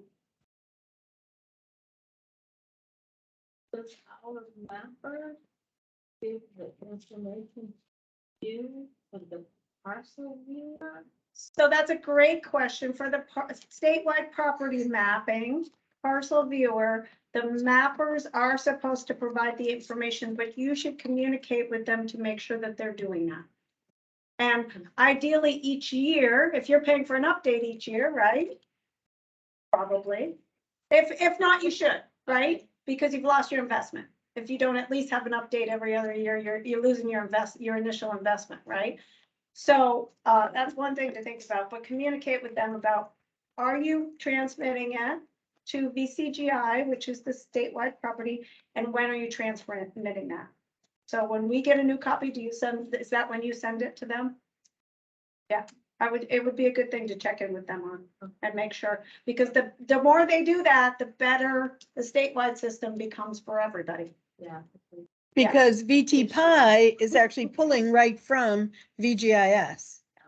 And Yeah. so, It's gonna get better all the way around, the more we can keep that going. Christie, Yeah, yes, I actually had an email from someone that asked, who is it that they contact at VCGI? I'm gonna say Chevelle Miles, and we can put her or Dylan, I can't remember her last name, Broderick. We can put their emails right in the chat, Okay, perfect. Thank you. okay? If not right now, I'll do it on the break, okay? Because I'm not sure Terry has it readily available in front of her. Okay, just remind me. Mhm. Okay, so now we talk about listers guides. This is, I think, gonna be Terry's favorite. What it is it's kind of a computer book that you could have right next to your computer that would kind of tell you what to do and how to do it. How do I put in parcel IDs? What's my numbering scheme? What do I put in my tax map field and how do I enter it? How do I list owners? You know, do I do specific pattern? What's the protocol that's correct for the post office? Property address, how do I enter that? Do I enter ST for street? Do I enter ROAD for road? The more consistent I can be, the better it will be when it gets to reporting time and so forth. 911 addresses and abbreviations, it's about being consistent. If I document what I do, then everybody else that enters something next time can be very consistent. And you'll find the more people that get their fingers in there, the less consistent it becomes. Okay? It's hard enough with one person to stay consistent, let alone several people touching them. So that if you have a booklet beside, a book beside your computer, next person comes up and it's like, I don't know how to enter this. Okay, so every time there's a dwelling, you enter DWL. Every time it's a road, you enter RD. And they have this sample, this is a sample I did, but they have it exactly how you should always consistently do it in your grand list. Carrie, Yes. I have someone asking if there's a way they can get a copy of this. Yes. I don't know if we can copy the whole thing, but we No. can send what we've got. They're talking Okay. about the book. I have it. You have a copy, electronic this? copy? Yeah. Okay. Yeah. She has it. She can do I that. can do that. So Susan Gerozani from Huntington would like that, please. I'll send it with that, with the later to everyone. Do you want to put that on your list and also put Chevelli on there? She says thank you. Would that be like, when you have your classes and new worksheets underneath your classes? Oh, so that's actually the next thing. Perfect segue. The next thing is what's called a lister's reference book as well, which is where, I think this is what you're talking about anyway. The town of Paulet, and were she here, she would have brought a book with her, but we don't have it because she's not here. Karen and Paulet had all of her documents, like fact sheets, all of her resources from classes. You could certainly keep your certificates in there too, or whatever, all in a binder. It's one in this book. binder too. Oh, okay. I have all my help guides, how to do stuff, instructions. I threw them in here. Grand list lodging. Lister calendar, thank you. What a lister does, lister responsibility. That's in my computer book that I call computer book. Okay. Okay, and then the last one with that is a lister log book where you could use it to log your time and projects worked on. Even if it's a spreadsheet, I would encourage you to do that because one, it's good for tracking your time, right? For timesheet. It's also good for planning for what you're working on. If you work on a special project and you put that down, then you can say, you know what? It takes me this many days to do equalization, It's a or it notebook. takes me this many. Right You there. can kind of keep track of those things for planning in the future. So here's a sample of a logbook.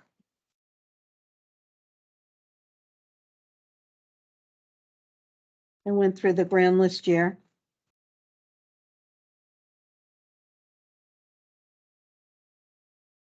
Chrissy, did just this in a to year. follow up on that, I think it's a good idea. This is what you could share with select boards or, just to document, this is the time it consumes to do this task or whatever it may be. Right, Yeah. exactly. Have any questions, Teresa? I'm not seeing any. Okay, so I'm gonna move right on to retention. And I fibbed. I'm not gonna talk too much about retention because Megan Wheaton-Book from Vasara, Vermont. Oh, Archive. there's her email address. Yes. It's right in your document. She's gonna be talking about record retention and what you need to keep and how long. When she comes at 11:30, I believe she's coming. Mm-hmm. So she'll talk about that with you for about an hour and a half. I do want to share this.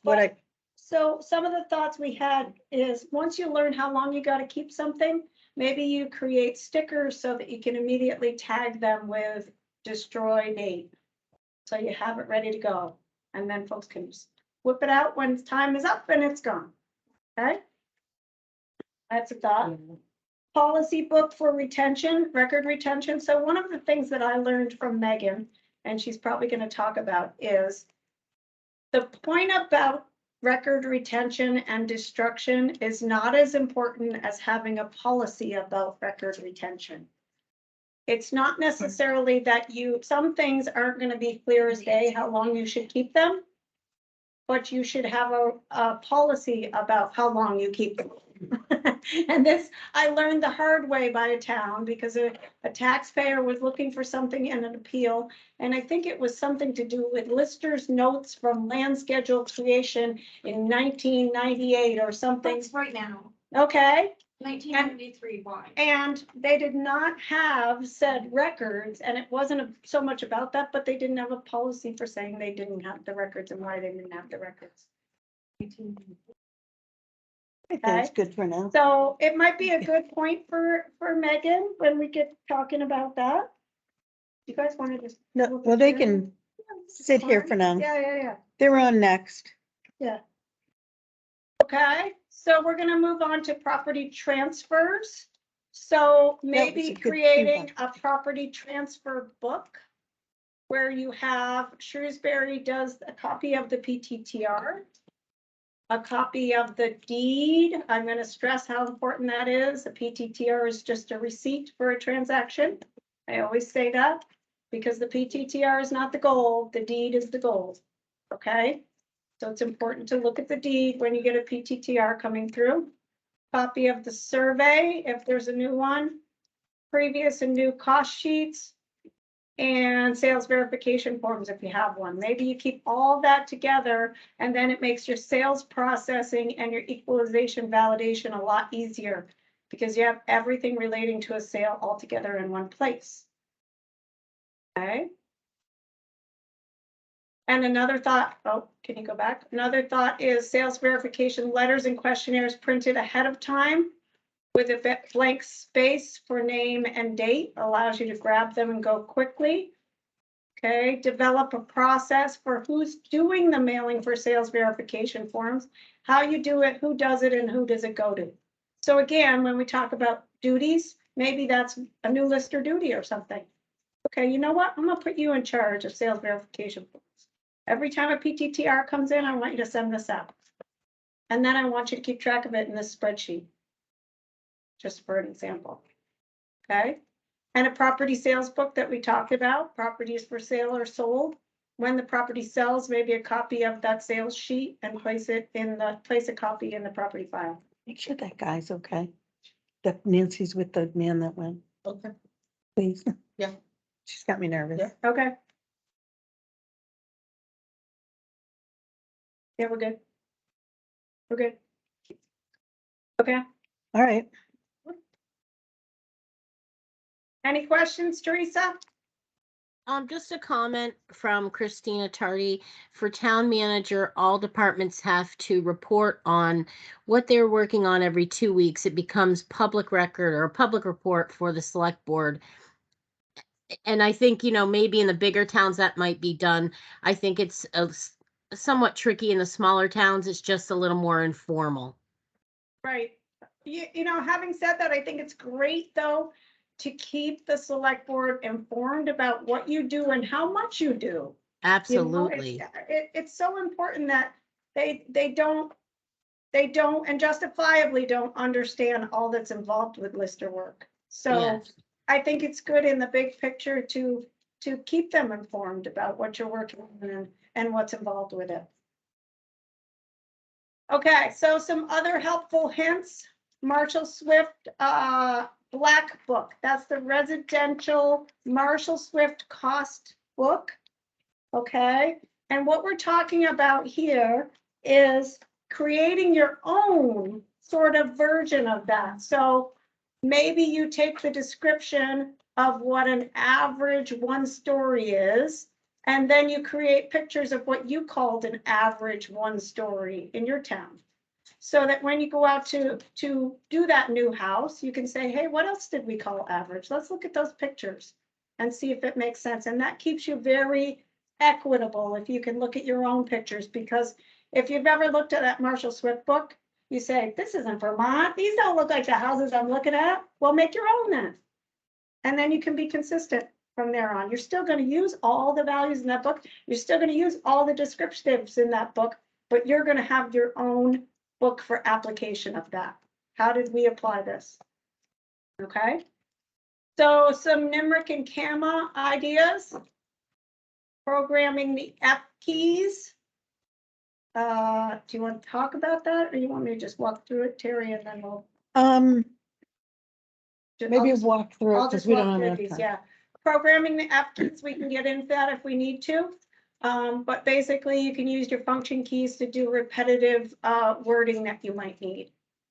And it's really easy to program. I'll tell you a little bit, maybe you can write it down. Is you would go into in NIMRIC in the installation page, and then go to the tab that says function keys. And then you can type in whatever you want on those function keys, like courtesy notice. Yeah. And then on your keyboard, you have F1, 2, 3, 4 up to 0.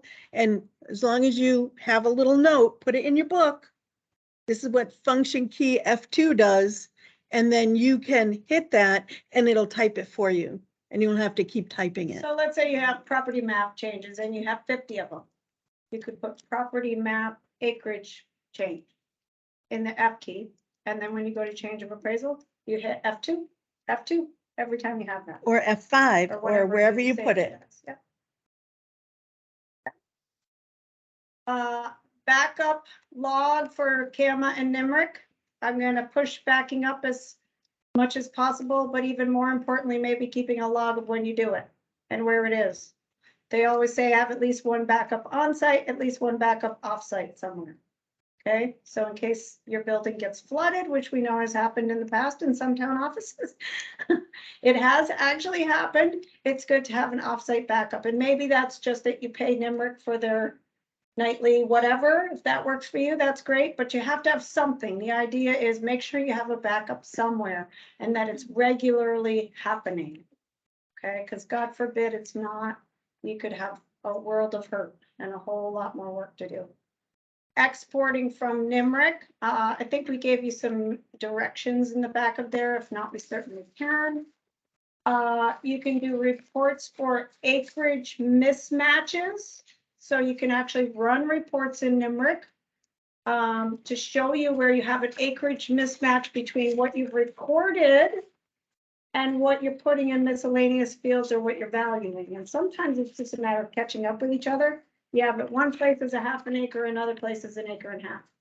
So those kind of things just don't look good, and you might want to check those kind of things. And then checking for categories with acreage. So in other words, it was a 10-acre parcel with a house, and they sold off 2 acres, and you forgot to change the category on the new one. Happens a lot. Okay, the new one should just be miscellaneous land. You forgot to do that piece. So there's a lot of reports that we can run for those pieces. If we don't have them in the back, we can certainly send them to all the folks that are here and otherwise to give you some ideas of how to do that. And I know sometimes, I'm going to get on a soapbox a little bit here. Sometimes people don't think, well, there's 15 categories. It's not that important what it is. I can tell you it actually really, really is. When you sit down to do equalization and you think about the ratios that might be applied to the different categories, If you put something in the wrong category and therefore it impacts the ratio for that category and therefore impacts a difference of 5% on $10 million, it's a big difference. And it can be as simple as not having those categories correct. So that's why you hear us as district advisors, you got to check all these things. When you check a sale, make sure you check all these things. That's why we're being so particular about it. And most of us have gone around with a list to you guys about, okay, this one's a 6 acres, but you have it as an S1. Shouldn't it be an S2? Or we call you and say, your other category, you got to fix it. That's Yeah, why. That's Okay. why. We're not just being bugs. We're not just bugging you. We are bugging you. Data collection, just some thoughts on things you might want to carry when you go out in the field. A small flashlight. So you're in a dark basement and they don't have a light in the corner and you can't see what the electrical box service is, for example, or you don't want the spiders on your head, so you want to be able to duck or whatever. Wear slip-on shoes that are waterproof. Serves a couple of purposes. You can slip them off when you go in the door. It's always a good idea. Just to be kind, you would want people to do that. And you also want waterproof, of course, because you're walking around in the snow and mud and so forth. Use existing data. If using existing data, use erasable red pen so that you can see, or something like that, so you can see where you made your changes. Otherwise, how am I going to know what I changed? If it's in the same color or whatever. Take a picture of the working file. I love this one. Of the working file as a marker for the pictures. So went out and we took 50 pictures. And now we get back to the office and we don't know what's what. Whose shed is that? So if you take a picture of the file number and then you take the pictures that go with that one, and the next one you take a picture of the file number, then all the ones. So it's a great idea. I love that one. Never thought of it, and I struggled so many times with picture. Carry multiple types of tape measures. Fiberglass can break in cold weather. Metal can freeze. Lasers are good for interior, but expensive and not always accurate, depending what you're bouncing off of. Wheels are good for interior of big warehouses or long distance measurements. So all of them have their purpose, but it's good to have a bunch of different kinds because you never know what you're going to run into. Use a clipboard that has a calculator and enclosure to keep your papers dry. This is my favorite. You can go to Walmart or Staples. For 12 or 15 bucks, you can get the kind of little plastic one that closes up. You can keep your papers inside. It's got a little handle and a calculator on it. It's a wonderful thing. When sketching, place the measurements in the drawing for the dwelling and on the outside of the drawing for the porches, decks, and so forth. Okay, that's just kind of standard sketching practice to make it easy to understand what you're doing and where you're putting your measurements. Give an offset of measurements for where the porch is located from the corner. Those kind of little details makes your sketch look better, and it makes the person have more confidence that you're doing a good job. If they immediately see, well, they don't even have my porch in the right place, already they're going to be in a They don't know anything. mode of they don't know what they're doing. Okay, so simple things like that. Carry a calculator for quick calculations. Carry a small field copy of the property map so that you can look at it and say, Mrs. Smith, would you look at this quickly? And does this look like the boundaries of your property? I'm not actually going to walk your property, but I am going to ask you, do you have any wetness in any areas or anything that you'd like me to know about the layout of your land? Basically, the kind of conversation that you might have before you start looking at the other stuff. Anything else you need me to know about your property in general? Take pictures. When you take a picture of a house, for example, it's good if you can get the front with one side, and then you go to the back and you get the back with the other side. If you're able to do that, you've created 2 pictures that encompass the entire property. Obviously, you can't do it with everything. Obviously, there's going to be situations where you can't, but also then get a picture of each of the outbuildings. And that's the kind of thing you need to get clear in a contract as well when you're doing a reappraisal. And I just want to add with the sketching, you really want to make sure one side adds up to the other side also. when you're drawing. So a it's sketch. closing. Sit in your car, add the numbers together, add the numbers together, right? Front to back, side to side, and make sure it works because you've rounded, right? So you round one place, round the other place, it might not work. It's easier to figure it out before you get back to the office. Okay, other ideas?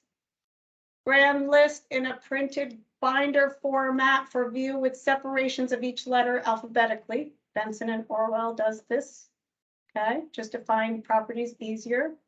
Keep a Word document with templates on responses and typical questions.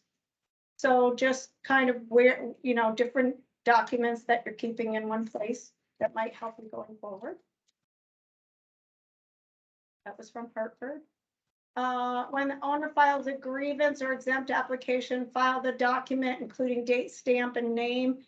It turns into a lengthy appeal going forward, include all of those documents in one place. So it's just kind of file keeping within your electronic format. And again, that was from Hartford, good idea.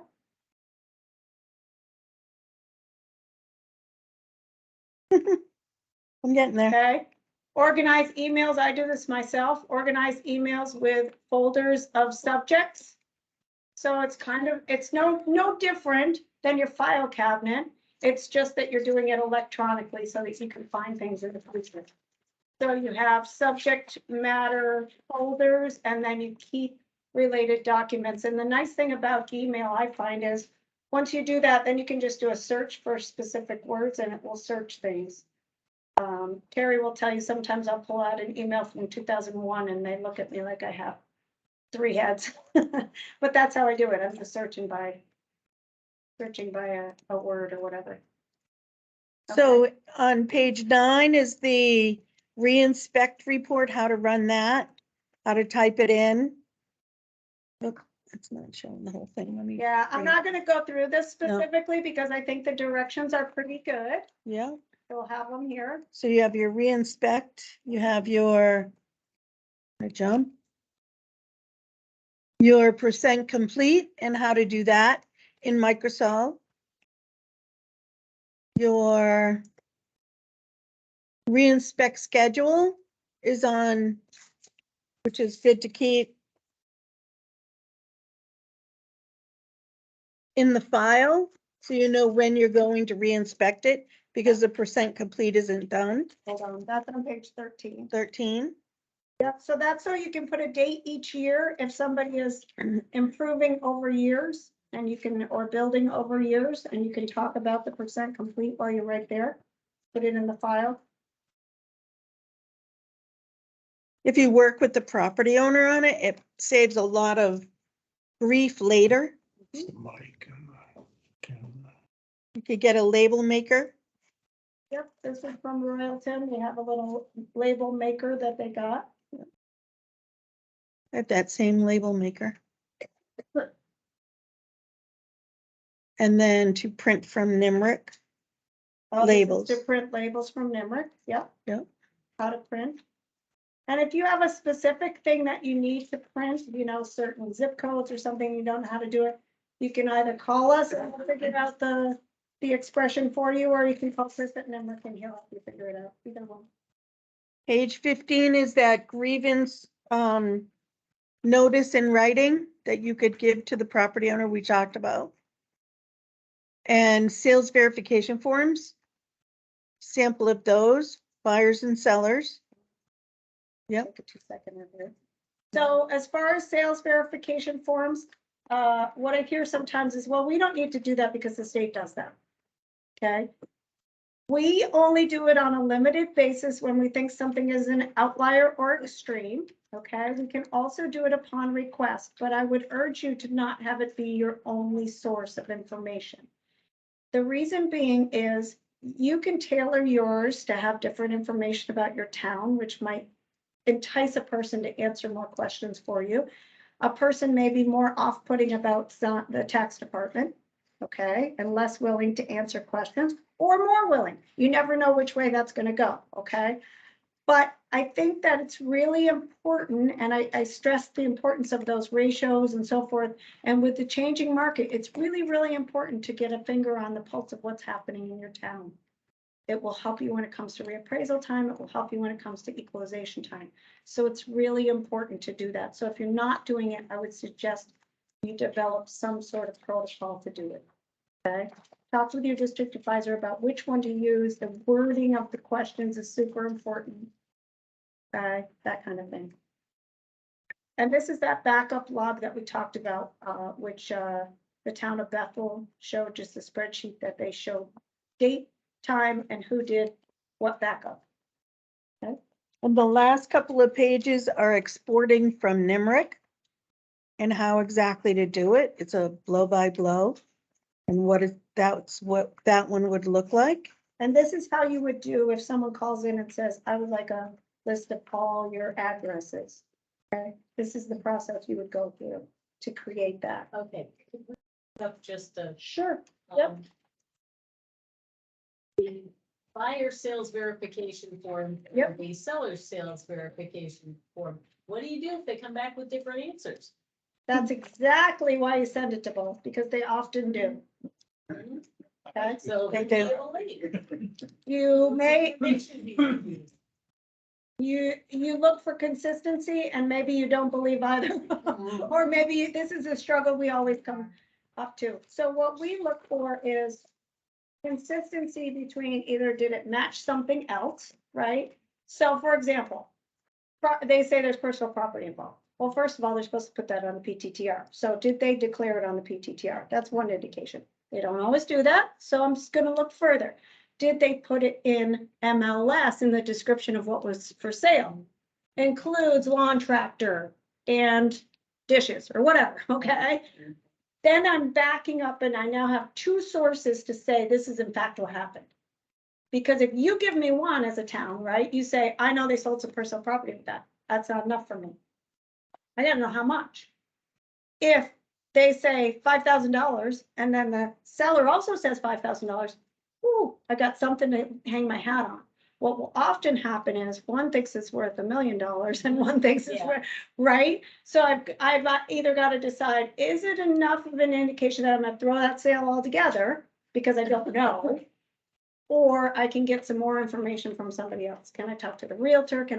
And that's what I'm all for, is something to back up one piece of the puzzle. We got a clue from the verification form. Now we're gonna try to get something to back it up. And it's not easy. We're trying to get information from people that don't necessarily want to. Sometimes the seller will provide more than the buyer because they don't have a foot in the race anymore, so to speak. So it's good to send to both if you can. And best make sure the list is, the selectmen don't think that we can meet 2 hours a month and do work. Right. Absolutely. Yeah, That's I think it's important. If you can ask them to carve out 5 minutes in their meeting every couple months so that you can kind of give them a rundown. This is what we've been working on. I just want to let you know what we do. I think it's super important for you to understand what we do and all the things that we're required to do. I think that would go a long ways towards the. Especially if you want to raise. Especially if you want to raise, right? Especially. Yes, yes. Teresa, do you have any questions online? No, well, one, but it's for Megan when she joins us. Okay. Okay, all right. So I think what we'll do then, if there's no questions or comments, is we'll take a little break. We have to walk people down the hall if they need to use the restroom.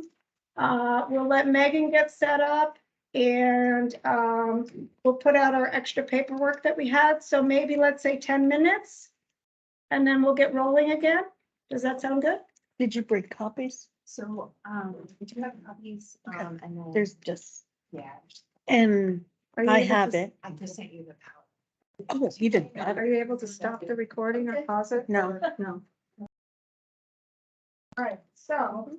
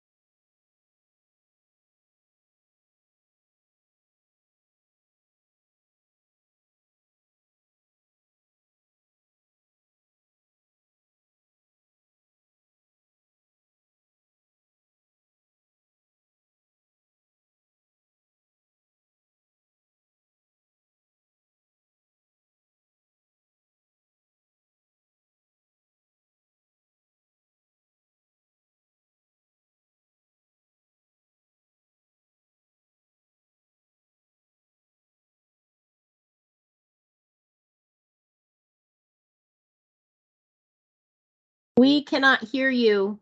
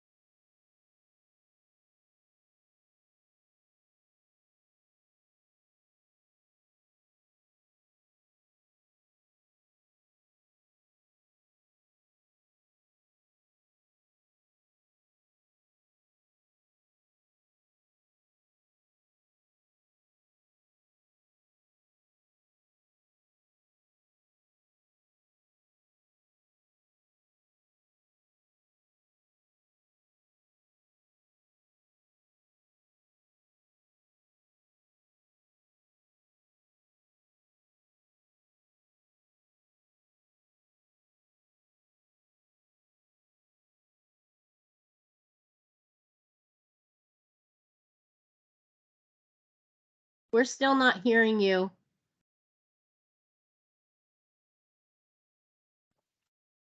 Now they'll hear you. Oh, okay.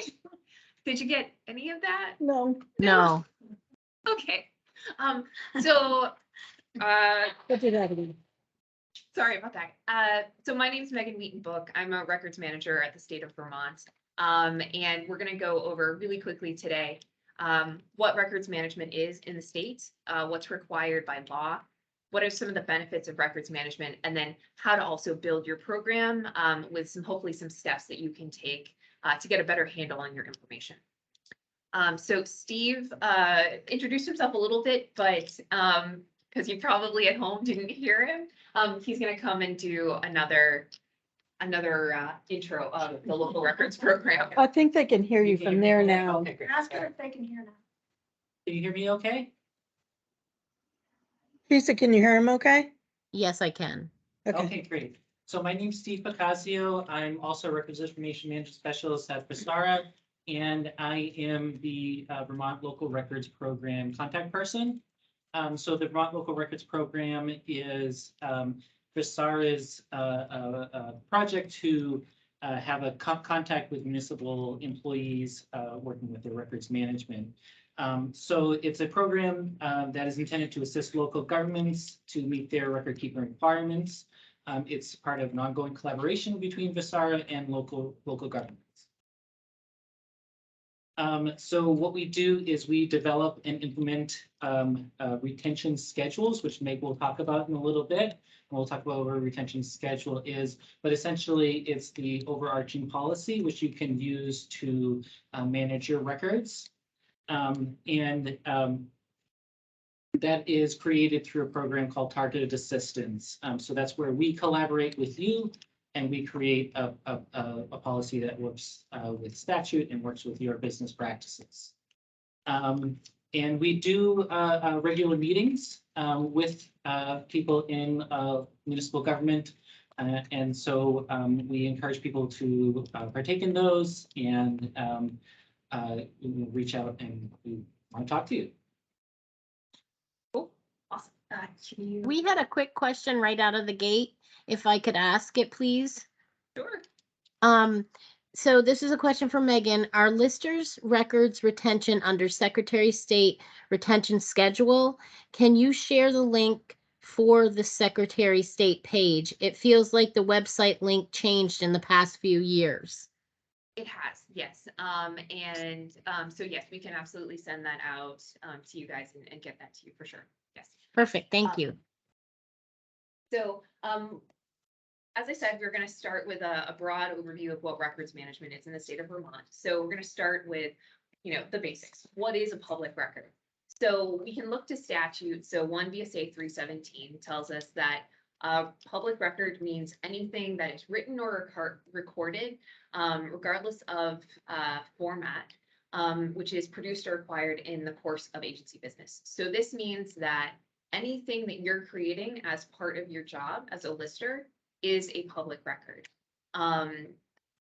It doesn't matter if it's electronic, it doesn't matter if you wrote it on paper or, you know, you went so far as to like chisel it into stone.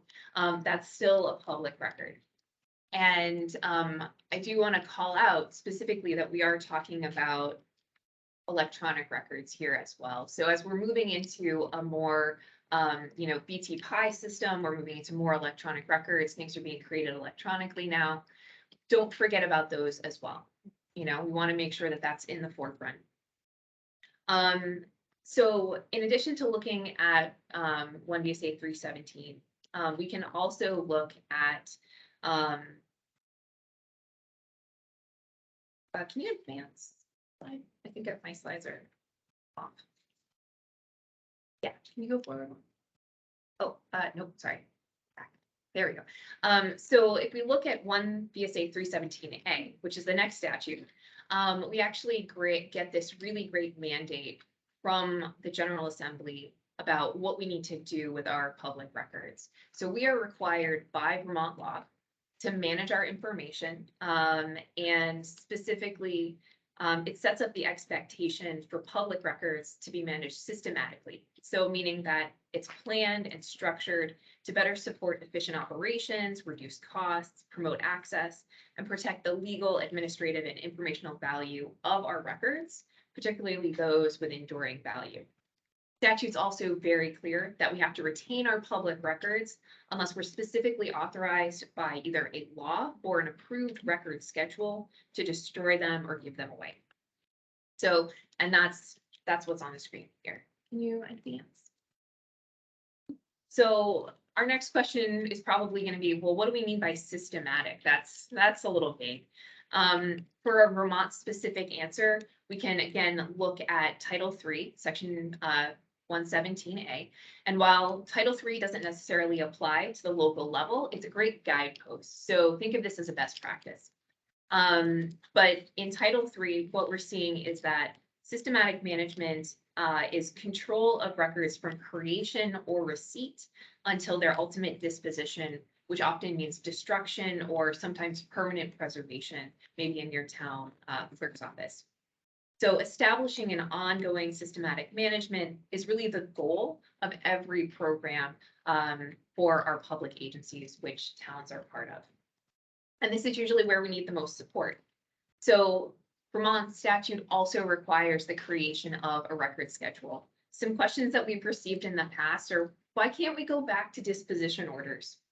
For those of you who know what those are, and we'll get into it more later, the reason we aren't doing disposition orders is because Vermont law requires a record schedule. So record schedules are high-level policies approved and issued by the state archivists.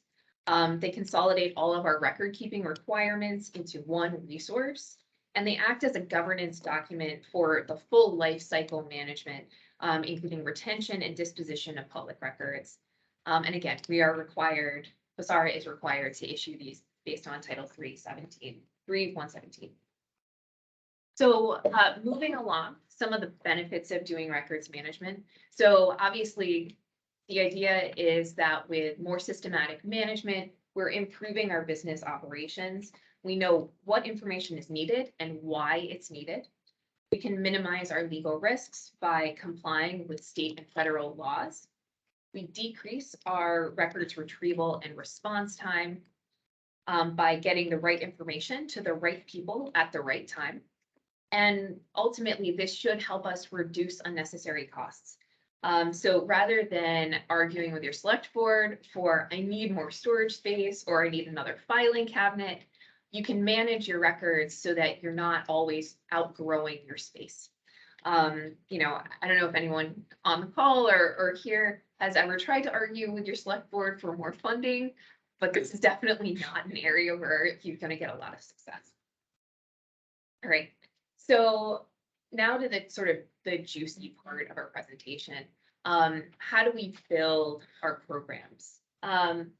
So you have this like legal definition of what we're required to do. And now you're 100% sold on why you should be doing records management. So now we're talking about tools and resources and a potential workflow. So, yeah. So when I first started giving this presentation, a very lovely woman called me afterwards and she said, I would like a record keeping toolkit. Please send it to me. And so I want to be really clear. What I'm talking about are a bunch of resources that you can pull together on your own and maybe even add to the fantastic resource that you guys were going through earlier to kind of like give you a cheat sheet of how to do your implementation. Yeah, your tips and tricks resource. But really, these are all things that you can pull together that you can build yourselves to fit your needs.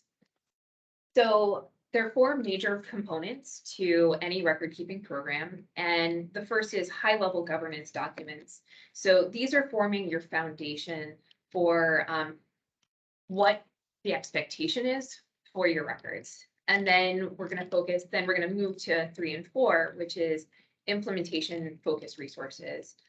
Things that are like more like the recipes of how do you do record keeping on a regular basis. So we see record schedules at the very bottom, which are sort of setting that expectation. And then we move into our implementation with procedures and staff training. Okay. So some things that you can already start to pull together. So there are 2 different types of retention guidance available in the state of Vermont. And those are general record schedules or specific record schedules and disposition orders. So general schedules are about a specific function that are common to multiple agencies. And then disposition orders, they were created by the predecessor to the Vermont State Archives, the Public Records Advisory Board. And these, we haven't issued them since they disbanded in 2004, but yeah, they're still out there and available. So yeah, specific for tax records, we have 2 different schedules: tax assessments and tax appeals. And somebody asked for a link. Unfortunately, you can't click on this one, but that is the link. And I will be sharing out my slides at the end of this presentation. So you'll have this as well. So tax assessments is more aligned to the work of the listers, and the appeals schedule is more focused on the grievance process after the fact.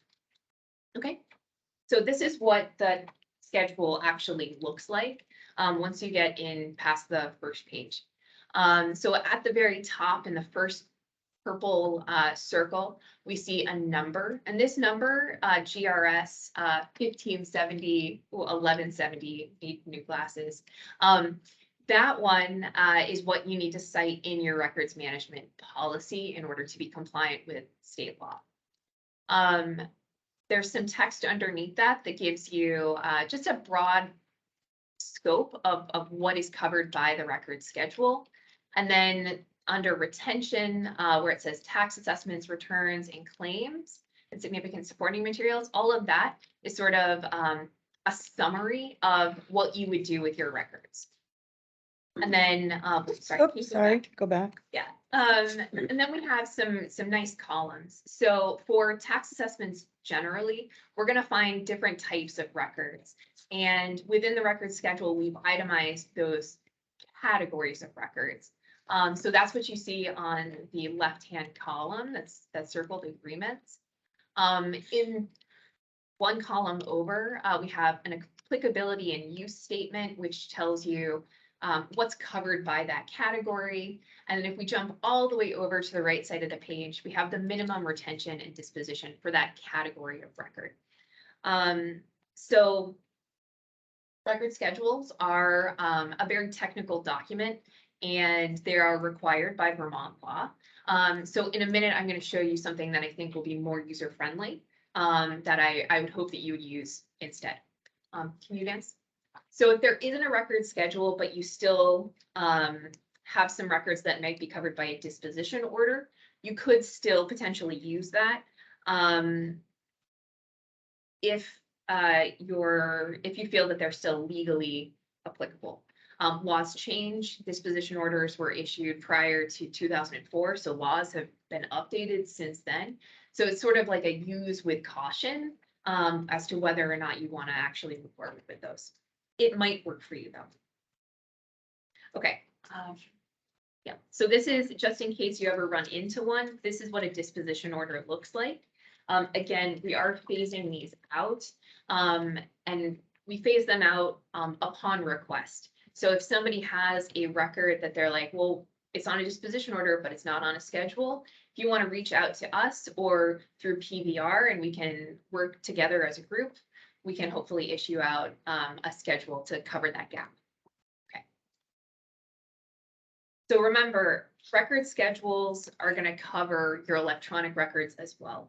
And so some of the numbers that you're seeing on that specific record schedule for tax assessments, that's actually designed to accommodate electronic records in some sort of content management system.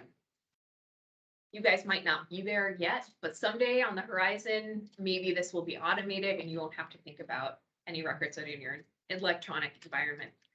So all of our record schedules are format neutral and they apply both to paper and electronic records. And a comprehensive records management program should address all of your records regardless of those formats.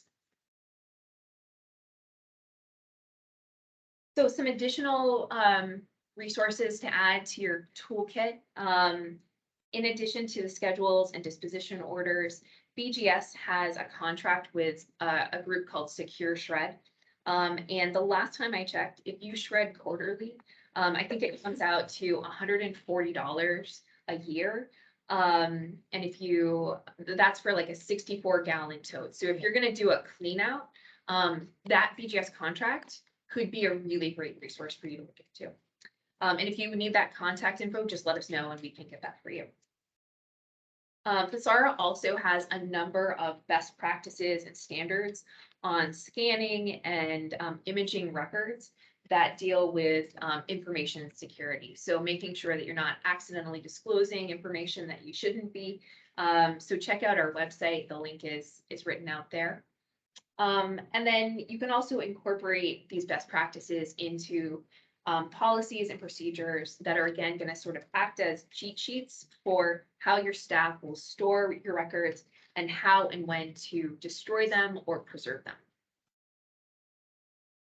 So for those of you that may not have records management policies already, or your town has not kind of stepped their toes into this realm at all, we are going to talk a little bit about what a policy might need in order to really make the most benefit for your town.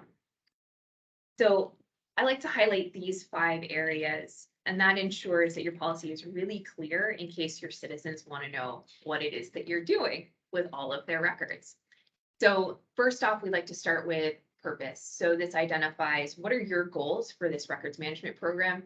Usually it is to comply with the Public Records Act and state federal laws. A scope statement would cover the fact that, hey, we're going to be format neutral. We're going to cover all of the records that are created in the lister's office.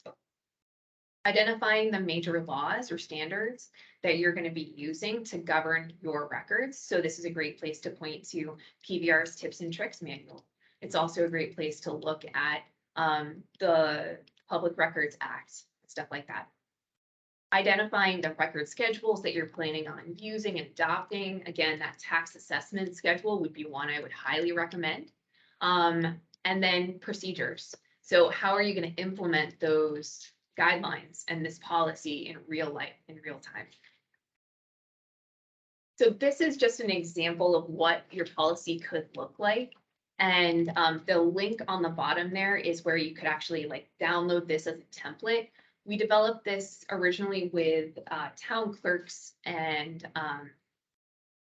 town treasurers, but this could be an overarching policy that you as listers could also get on board with. If your town doesn't already have this, you could bring this up to your select board and say like, this is what we want to do. So it's a great starting place. It's going to get you ready to go. This is an example of a procedure. This one comes from the Secretary of State's office, and it's kind of going over this particular schedule. For instance, it's the transitory record schedule.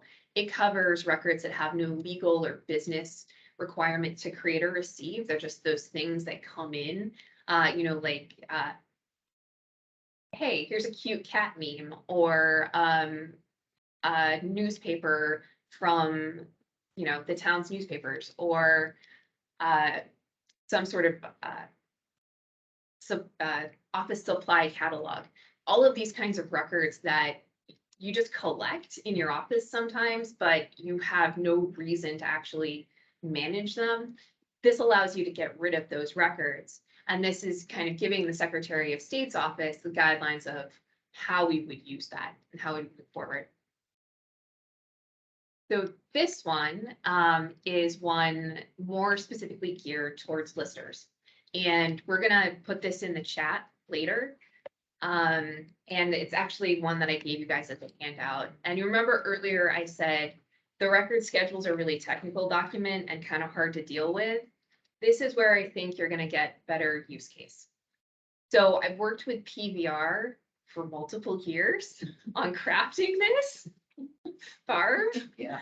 a near and dear lady to my heart, has helped me, as well as Jana Robitel, in identifying common records that you guys have in your office. And you can see the different columns that we've got. So it's identifying the major workflow or category. So annual maintenance would be one. Full townwide reappraisal is another one. And underneath that category, we've got example records broken out. So you may not have every single one of these records, but we do think that by and large, a lot of these things are going to show up. The next column over is location. And I really love this column. And there are a couple reasons. First off, it makes it really easy to find what you're looking for, which is like huge, right? If you got a member of the public kind of tapping their foot at you, it's always nice to know where you're going rather than having to like, oh, what am I going to do? But it also serves another purpose, which is you can take this procedure to your fire marshal and say, this is where the important records are located. So if there's a fire, if there's an emergency, they know, let's not spray that cabinet with water until it's completely drenched, unless we have to.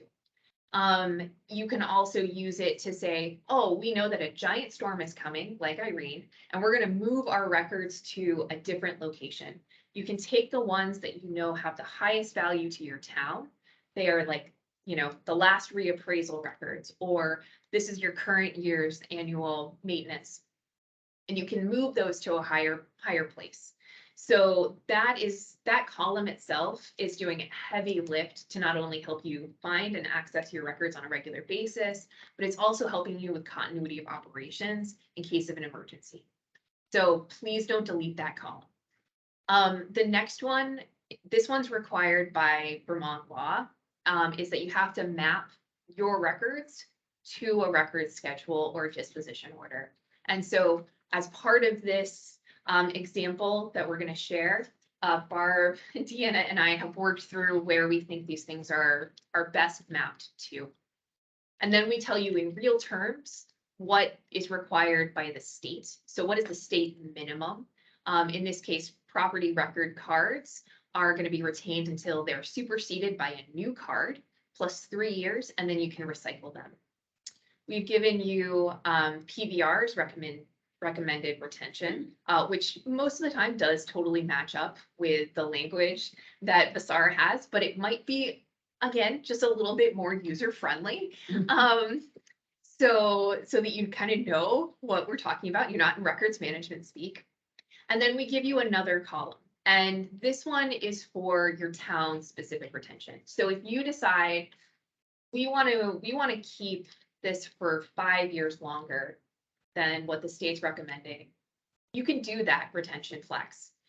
You can extend that out based on your business needs. I wouldn't recommend it because that's just adding paper that you then have to keep track of and you have to present if there's a public records request, but there may be a business need that you have. And so we've given you that flexibility. I will say you can't go under the state's minimum. So if the minimum is it has to be retained 3 years after it's been replaced, you have to keep it for that amount of time. Okay? All right. So the key to implementing a records management program that is going to be all encompassing is make sure that you're thinking about your electronic and your paper records. Write that down in your policies and procedures. Make it crystal clear to the public that you are taking care of them and you know what is of value. And then train your staff. You know, you're going to put in a lot of effort here. You're going to be looking at all of your records and thinking these things through. Don't waste your time. Train the next person, leave them instructions so that they are not starting from scratch, because that is just, that's just so overwhelming. So yes, having written policies and procedures. So now I'm going to get into sort of what I would recommend as how do I even get started here? So obviously you've gathered some resources in your toolbox. You've got record schedules, you've got this policy, you have this mapped procedure. And now you're going to actually identify, like, from that procedure, that example procedure, what do I actually have in my office? Because again, you might not have everything that's on that list. So my recommendation is you're going to start by doing an inventory, and you're going to identify what are all of the places where I have records. And some of those places may not actually be in your town office. So think about where else you have records. It might be at somebody's house. It might be at the old lister's house. Identify those places and make sure that they're part of your list. Also, don't forget about those electronic records. So once you've got a list of all of those locations, you're going to want to tackle individual piles, go through those as you have time, and write down the categories of what you think you have. You can go crazy with this. You can write down individual items if you want. I wouldn't go that far. I would honestly recommend looking at that example procedure and using that as a guide of, like, okay, that's the level of detail that I'm looking at. Again, don't forget about our electronic places. You've got records in cloud storage, you've got it in special software. Make sure that you're going through those as well. Once you've got this list of locations and basically what's in that area, you're going to start to reorganize your list. So look for common types of records and rearrange your list so that all of the related records, even if they're physically not in the same place yet, are grouped together. If you get no further than this, you've started to actually make it easier for you to find things at the end of the day. Okay. So at this point, you've grouped together some common themes, some common types of records, and you're gonna maybe pause for decision points. Are you gonna move forward and actually reorganize your records? Some of you may say that's too much work. No, but some of you might go, yes, I really need to do this. So you want to think about how am I going to search for this information? Is it going to be by name? Is it going to be by year? Is it going to be by parcel ID or location? Is it going to be by something else completely? Figure out what's the way that you typically search for your information, and think about whether or not it makes sense based on your space, based on the volume of records, to reorganize those things and physically relocate them. So We have a couple of questions. oh, yep. One question is, given that our property record cards and cost sheets are on CAMA, we have digital copies of old records which have been superseded. Do we really have to keep paper copies of these records for 3 years? So I am going to confirm that when I get back to my office. But I think there is no physical requirement for the original lister cards be created as a paper document.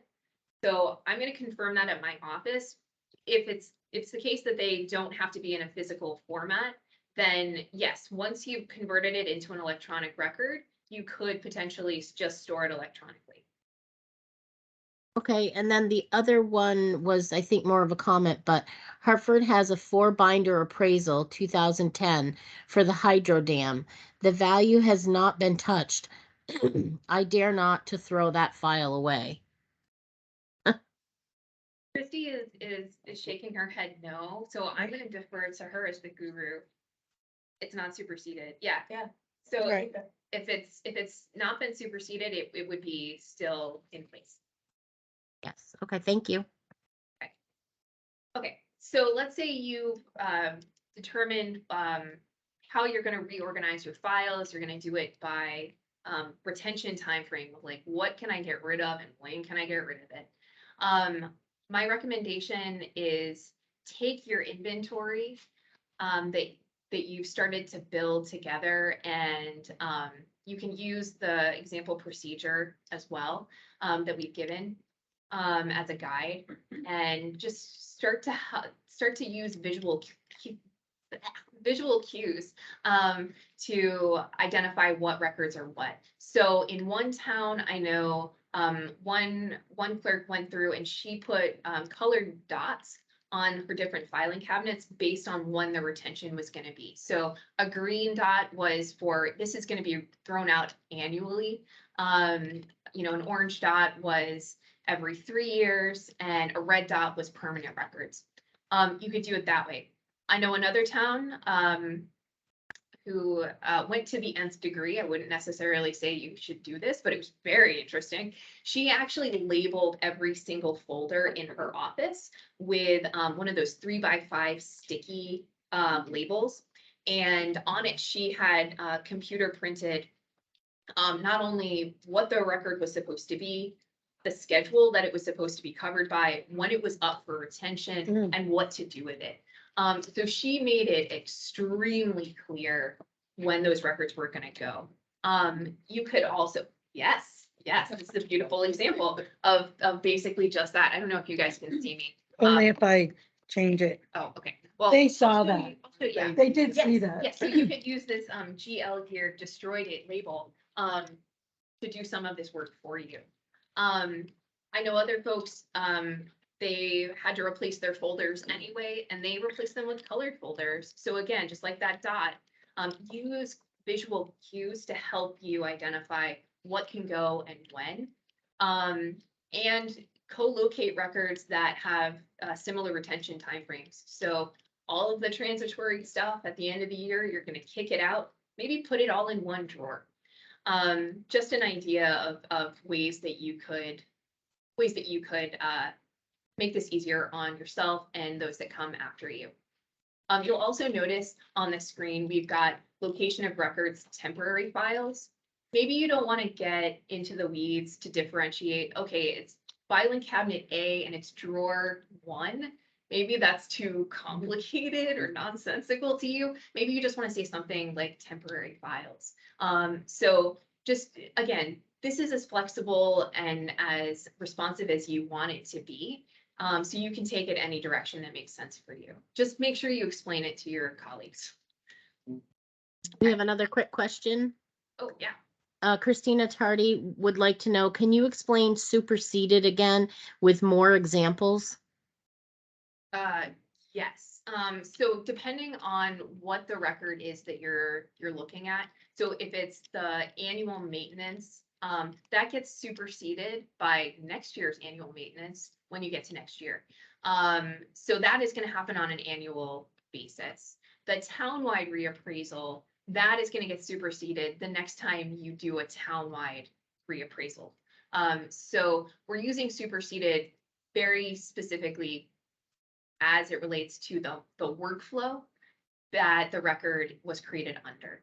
So if you've got a business process like annual maintenance, once you do your next annual maintenance, that's when that clock starts ticking. Okay, perfect. And then the other question is, what is the best way to get listers records digitally? I don't know if this is in your purview. Yeah, I mean, I can't speak to like a vendor or anything like that. But Not sure I understand the question, Teresa, because it depends on what we're talking about. Right. It could be the program you're using. She said Where- putting them online, that is. so uploading them to your website or an online portal, maybe? Yeah, I'm not sure. Susan, you may want to be a little more specific in the chat. Depends on you. I think that also depends on your provider and how they choose to display it or in what format. Yeah, and what you're paying them for. Yeah. Creating a file for the records for users to access, she said. Like some towns have everything digitally, like, yeah, online, and some don't.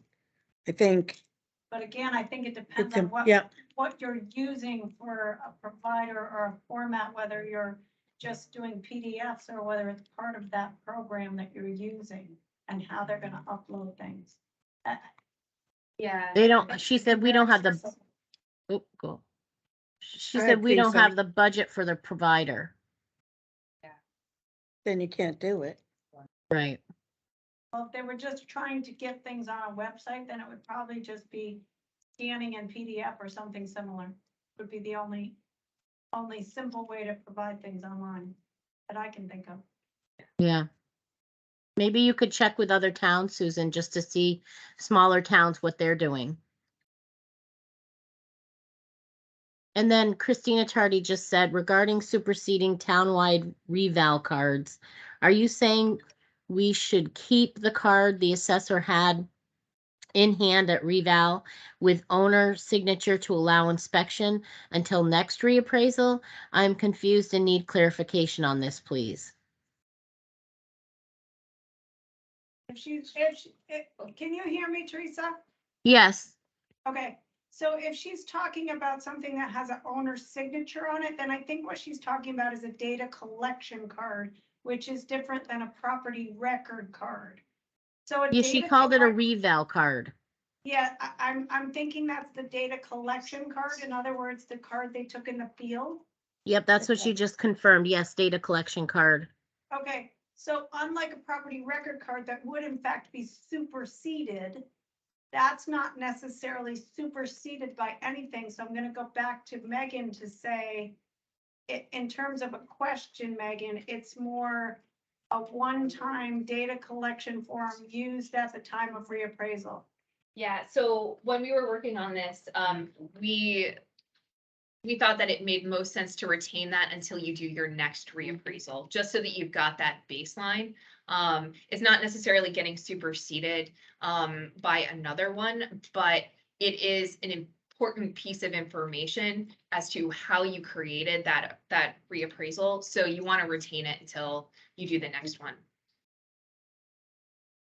Okay, thank you. All right. So getting back to our presentation, once you've got all of your tools together, you got your procedure, please don't forget about training other staff. This is where things get lost in translation. You know, this is where your hard work can really derail. So when it comes to new listers, you do want to have an onboarding process where you're going to go over, okay, this is the policy, these are the procedures, this is how we move things out. Otherwise, you know, all of your really hard work, all of your good work is going to be for naught. So, and it's also a lot easier if you share this responsibility with other folks.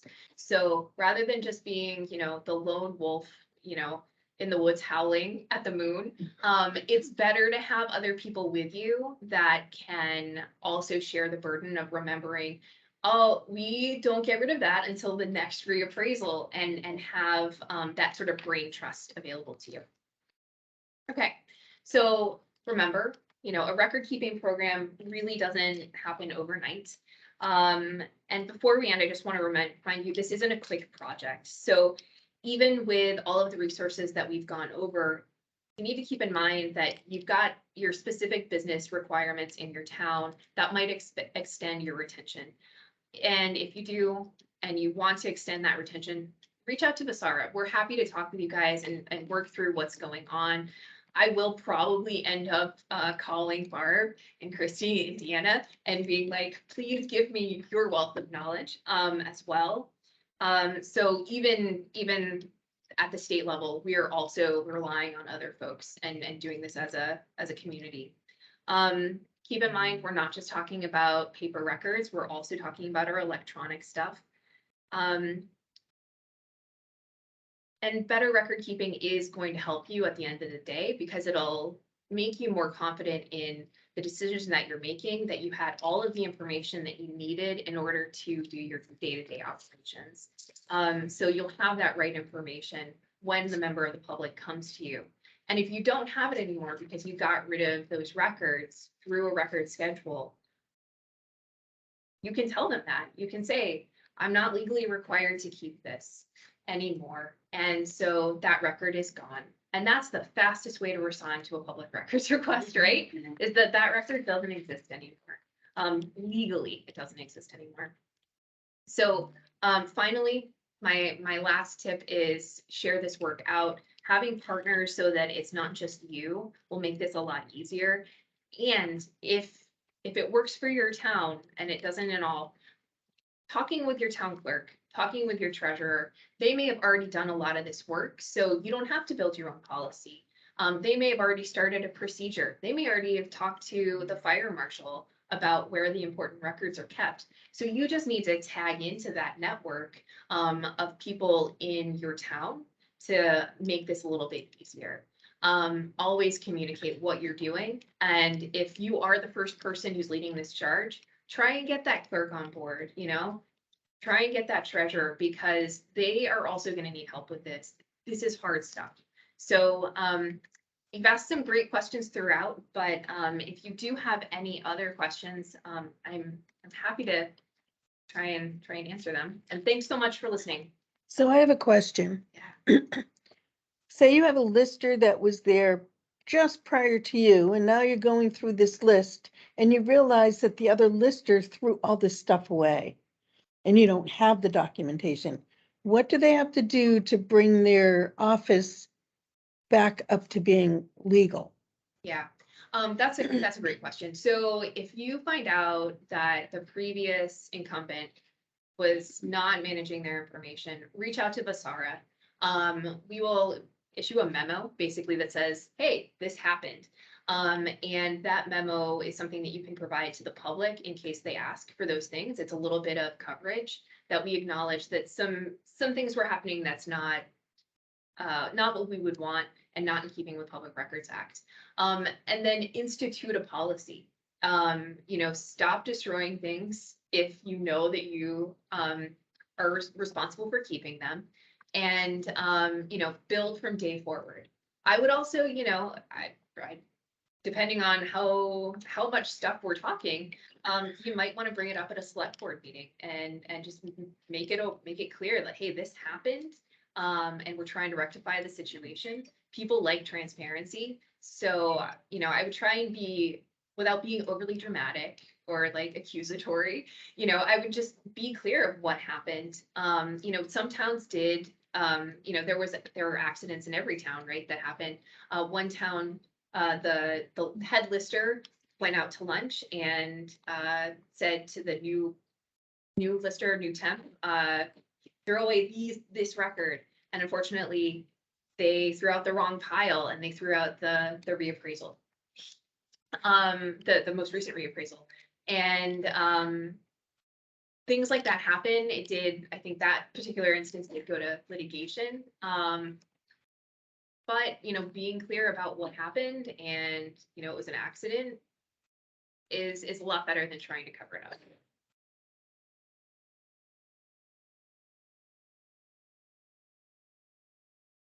Do you recommend keeping a disposal log? Okay, yeah, so it's not required. It's not required by Vermont law, but I think it's a great idea. So what you could do is you could have, your example procedure, right? Like the one that we've given you. And on the back of it, you could just add your own, columns where it's like, this type of record, we destroyed it on this date with secure shred. Or, we paid a teenager to sit there and shred those documents. However you want to get rid of those records, I wouldn't recommend recycling, but, having that log is a clear indication to the public as well that, hey, we're being transparent about what happened. This is specifically when that record went away, and it no longer exists. So if it does come to litigation, you can be really clear and transparent about what you've been doing and how it aligns with state law. Teresa, any questions or comments? Let's see. Christina Tardy said, true story. During Hartford Town Hall renovation in 2015, records were kept temporarily in a separate building and not all of them made it back. Thank God from our lister perspective, not a lot was lost, but other departments did lose permits, etc. Yep. So if you're gonna do a move, I would make sure that wherever that storage location is, you have an inventory of everything that you put in that temporary location. I would request, demand, stomp my foot, that there be a lock on that door. And if anything is removed, there has to be a log of like, when was it removed and who is it removed by, so that things like that don't happen. What about a natural disaster? Yeah, I read, right? Like, that's like what we There's immediately, 7 inches of water in the Stockbridge Town office. right? Yeah, so you lost probably everything. Well, no, but there's a lot of waterlogged, funky looking stuff. Yeah. So for the records that are just like, that's just gone, having that documentation, that says like, these were lost in Irene and they're gone, or whatever natural disaster. And if one does happen now, definitely reach out to Vasara and we can get you that official like memo. If you have damaged records though, we have a group at Vasara that specializes in preservation, and coming out to towns to talk about like, oh, your office is moldy and here's how you could remediate that. Or this one isn't that bad, but this volume is extremely damaged and you should send it out for conservation. And here's a recommended conservationist in your area. So if you're interested in, preserving some of your records because there's mold or some other like, bugs that have gotten into it, reach out and we can connect you with those folks because they're fantastic. So we have, literally have pictures of, sheds or garages that were built in, let's say, the 70s and the 80s, that are still in our records. And since reappraisal was done, I assume those can be gotten rid of. Yeah. So long as like you're not, In 3 years. yeah, reappraisal plus 3. Yeah, so if it's no longer part of your current, this is what they've got, then Right. yeah. That said, always kind of think through, am I gonna need that? Right. Or do you box it up and put it in the basement in the town office or something like that? That's mold. No, that's what some towns do, for another. Yep. Yeah. Because Yeah. as I You might said, have a business, need. So You like, just never weigh know. that. Yeah. Legally, you can get rid of it, but you might have a business need. And so think through that. Thank you. Okay, I have a question. If a lister snaps a photo or snaps a site visit photo on personal cell, then emails to the office, can it be deleted from personal device? Similarly, for any transfer of info via email to the official lister email account from a personal account, is the copy received at the office sufficient to retain? Yeah, so I would, yes, like these are great questions. So yes, if you take a picture with your personal device and then you forward it to a more official location, either a shared drive or, you know, a shared mailbox for the town, that's best practice. Absolutely continue to do that. And then it's off of your device. I would say codify that, put that into your records management policy, write it down somewhere that if you take a picture with your personal device, the best practice, the workflow that you're going to have is that you're going to email it to this location. And then you'll delete it from your personal device. Similar thing. Oh shoot, what was the other?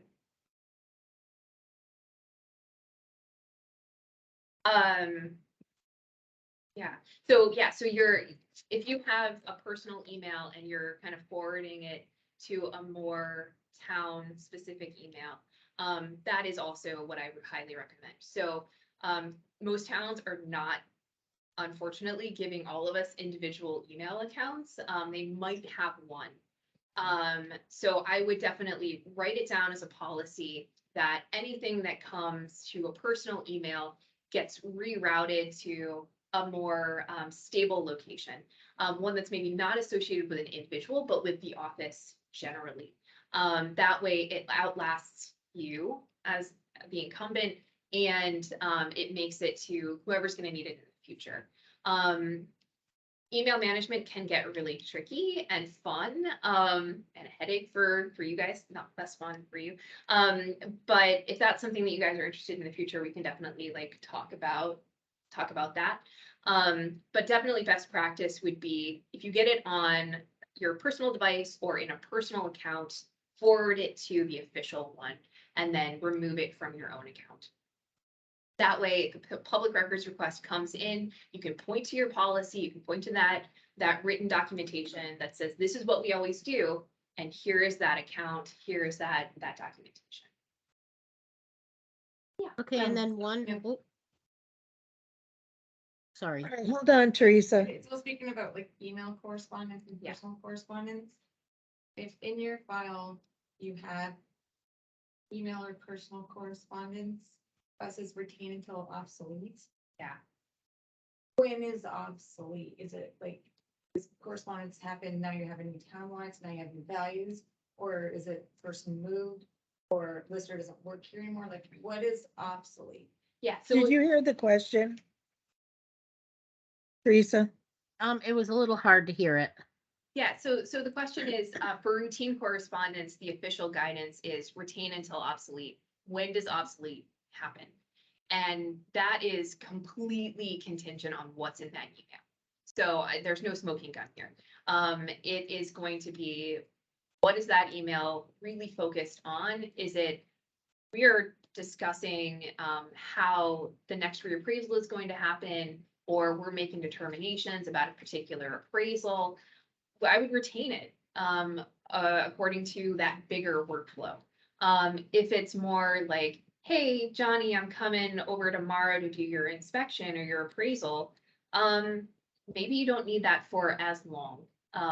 So it really just depends on what is that related to, which is not a satisfying answer. I know. Yeah. Yeah, I had a similar question. If someone from like Stockbridge sends us an email about something in their records or just an idea, we delete that Yeah. email. Yeah. Right. Yeah. Because it's just a personal Right. personal basis. Yep. It doesn't really have anything to do with the assessment or the records in the town. Right. Right, so, It's a newsletter, Yes. notice, or who knows what. exactly, so like common sense is gonna guide you, is gonna be your best friend in this case. Right. So, you're gonna get this email that's like, hey, here's the newsletter. You don't need to keep that until your next townwide reappraisal. No, you're gonna use your common sense and you're gonna read it and then you're gonna delete it. If it's related to a particular like workflow issue that you're having, once that's resolved, once you've figured that out, unless you made a policy level decision, you can delete it. And if you're making policy level decisions, codify that in a written policy. Don't use your email.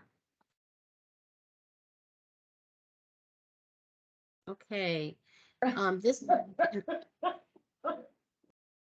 ahead, Teresa. this question was related to remote work and how we had to bring records home to work on them. Can public records be kept in people's homes versus town hall? Is there any rule on that? So the Public Records Act does include a section about the amount of time it takes to respond to a public records request. And so typically that is within 3 days. It doesn't necessarily require that the records of the town be kept in a town office, with the exception of certain records that have been put in the town clerk's vault. So if you've got working papers, because you're actively doing your job, no one's expecting that you have to do that in your office in a municipal office. I think there's always been a kind of a understanding, especially at the local level, that some work may be done at home. Even if it's not awesome all the time to do that. There's no requirement that you absolutely have to keep it in a municipal office. You could take it somewhere else. Just be mindful that if someone does a public records request, you've got to turn that record back around and get it back to that person within specific timeframes. And so, you can do an extension for if you have, certain situation happening. You can extend it for 10 days, but the idea is that you would provide that in a timely manner. Okay, thank you. That's all that I have.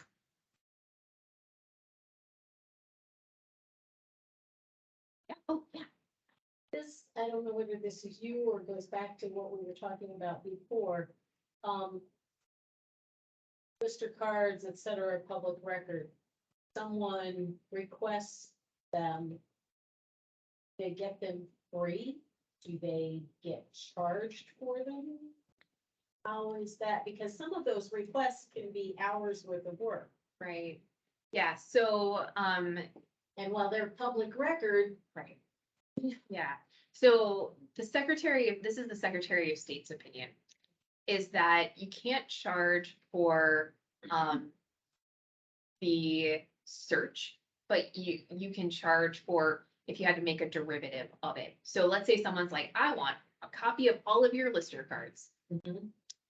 After 30 minutes, however long it takes you to create a full copy, whatever that means, you could charge based on that. A lot of municipal offices are like, we don't do research. So now this now goes back to the fact that our town has put all of those on our town website.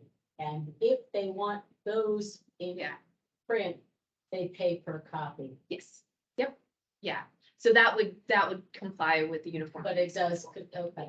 Yep, and the uniform fee schedule, that was adopted by the Secretary of State's office, if that's what they're pointing to, was last done in 1996, and so whatever they're charging. Yeah. Low. Yeah. for whatever, it actually But probably. it does put the collection of the data on the person who's requesting it. Yeah, yeah. Yeah, so I know a lot of municipal clerks, we don't do research. If you want to know what this was, you have to come to the office or research it yourself. And then I'll make the copy for you when you tell me this page. So, Like that, and from harking before, if in my Lister file, there is a copy of a deed in my Lister file that is public record, and they want a copy of that deed, which is not from the town clerk and their deed, yeah, because they have a specific, they've got their, yeah, exactly, they have the same policy. You research it. Yep. And deeds are $1 copy or whatever it is. Where is that line? If they're gonna copy from my file? They Right. can- I mean, I think that would be a town discussion of like, these are the copy fees for the town. You know, and so there's consistency there. But it's, yeah, Yeah, I would try and like get it to be a broader town policy that like we do or do not do research. This is how much research we do, and this is the cost for this type of copy or this type of, you know. So there's consistency. That way you're not. but it's not fair. My copies are 10 cents a copy. Yeah. Their copies are like $1. That's a great workaround. Wow. Like, you know, Yeah. it's my deed, it's not a research deed, but it's part of my public information, right? Because it's in my file and that's Yeah. how I came across the information. Yeah. And I think Christie touched on that. Yeah. She said you can get like an unofficial stamp or something that shows that it's not actually from the vault. Yeah. But I wouldn't copy any deeds. I would send them to the town clerk to get it. So like if it's in my file. If say it's the in your real file, I estate wouldn't Yeah. copy it. I comes would to mind. send it to the town clerk to get them. I would put a disclaimer, no deeds are copied in this, go to the town clerk. Because in some cases, in some towns, the town clerk gets paid because they're making the copies, that dollar, Yeah, that might be their income. so if there's like a deed in my file, because that's how I came up with whatever acreage or whatever. I could put a copy, like a free copy, like a stamp on that deed. That just says like working copy or listener's copy or like a watermark or. Mhm. Something like that, yeah. I think it would definitely have to be like a town discussion, because like, as you perfectly know, Terry, like some clerks are literally paid by the page.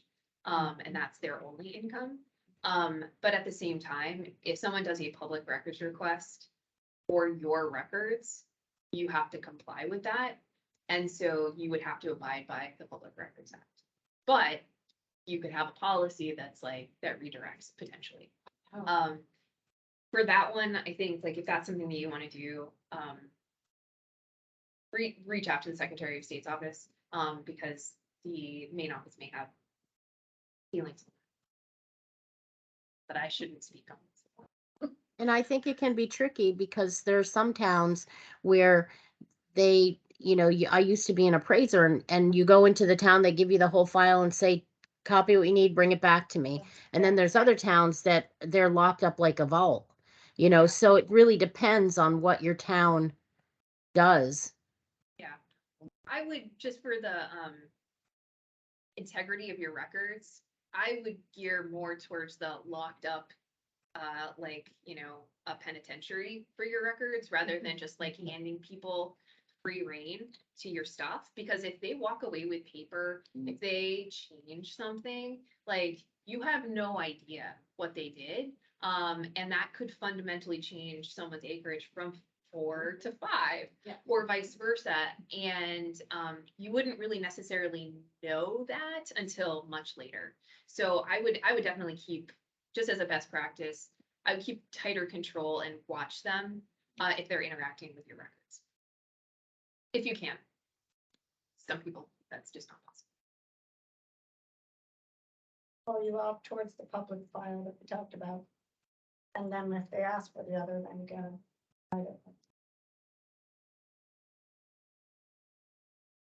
Anything else online?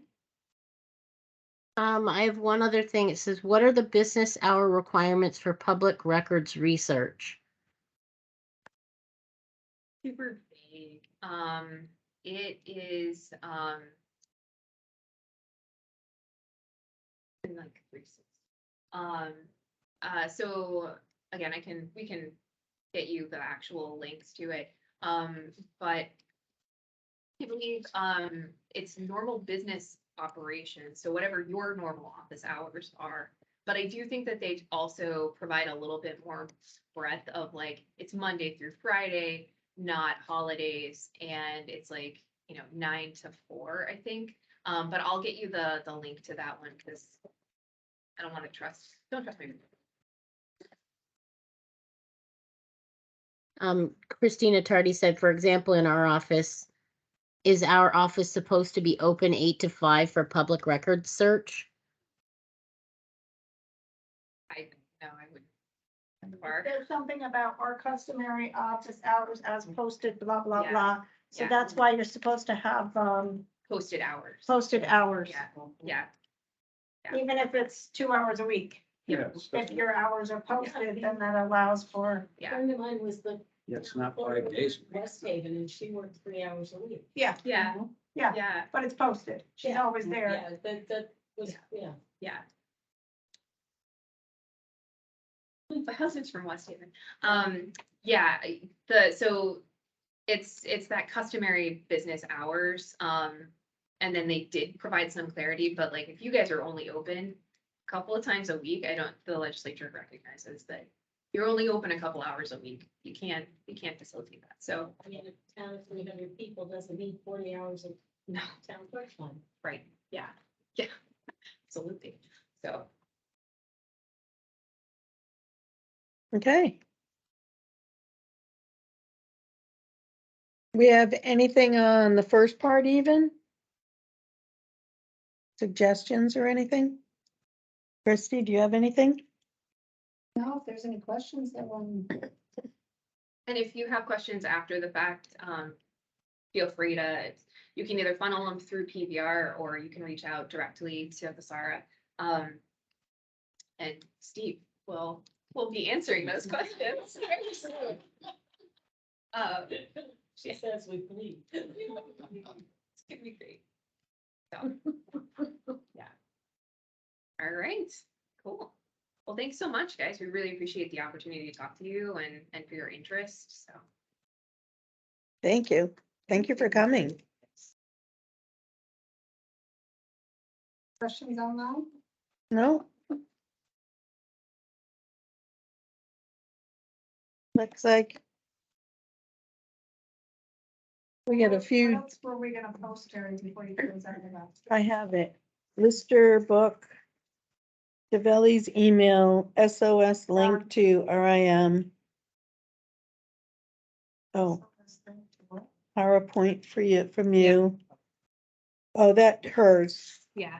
This from here down. Yeah. We just have Chevelle's and Lister. I did Chevelle's, did they put it in the chat? I gave it to. We did. Janet. Okay. Yep. But we couldn't do the one for the PDF. We have to, but I believe Jen emailed that out. She did, Yeah. because yours was a PDF, we can't put it in the chat, so she sent it to the email to everybody that was. Yep, and that's what I'll do with your, Yeah. yeah, And- or you have, And your well, list, I may have more people that signed up. and your lister book. Also good. Carrie, Yep, I got that. it might have been, I'm not sure who it was, but somebody in the group had asked for that, the sheet that gave, a date and then when you you can throw the information out. The list. Oh. Yeah. Yes, it was, That's the handout. yeah. That's the what I handout. sent, Teresa. Oh, okay. I just wanted to be sure. That's their email that they registered with. You should have it now. Okay, thank you. Got, request from the newspaper twice for, my PDTR spreadsheet of sales. Like, I have my own, like, I have PDTRs and I have my own spreadsheet. Or like CC Bradley has spreadsheets, like I have spreadsheets all over the place.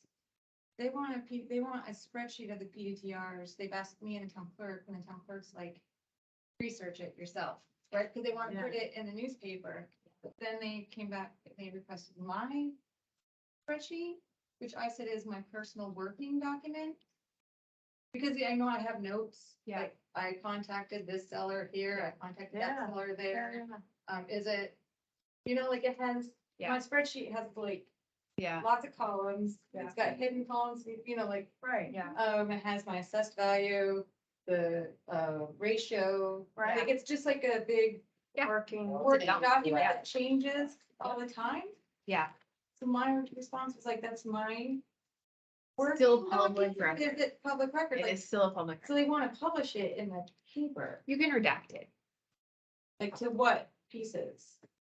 You know, I think anything that, it hasn't been finalized, you Like, know. none of it's been finalized until it's like, I've done the sales equalization study with my DA, right? Cause But, like, and then it's 3 years, because it's a 3 years. yeah, So it's always every 3, like, so yeah, what part of it? So you could, I would think you could redact the ratios and any notes that you have. Because like, it's even like, for me to figure out if it's valid or not, I can't even say it's valid sale until I. Yeah. Mhm. Because sometimes I find, you know, like, what, so do I just say like? It just. Grantor grantee? That, Sale price is public record. Date is public record. is it my record or are they wanting the clerk's record? Can I just respond to like, go to the town clerk? I mean, I think that you're still responsible for your own office's records. And so I like, and this is like where we're getting out of like records management land and into like legal opinion. And so I think like you should definitely you can reach out to me and I'll forward your question to, our municipal assistance director. But if you get a public records request, like what the newspaper is doing, you still have to respond to it. And I would say like the response would be a redacted version that basically like removes Like, there's so many. the parts that you're on my like, spreadsheet, there's like, no, yeah. I would also just be like aware that because it is a public record and it could be requested, like what are you like making sure that whatever you're putting into that is like stuff that you, if it got out, you would be embarrassed about, right? You know? So like you're probably gonna redact like then, like at this point, like we're outside of my like where I should be speaking. So I think like let's connect you with Jenny Prosser. And she can kind of help guide you on like what would it be redacted from that and like when. Okay. Yeah. Yeah. Yeah. Yeah. No, because like that's a hard one because you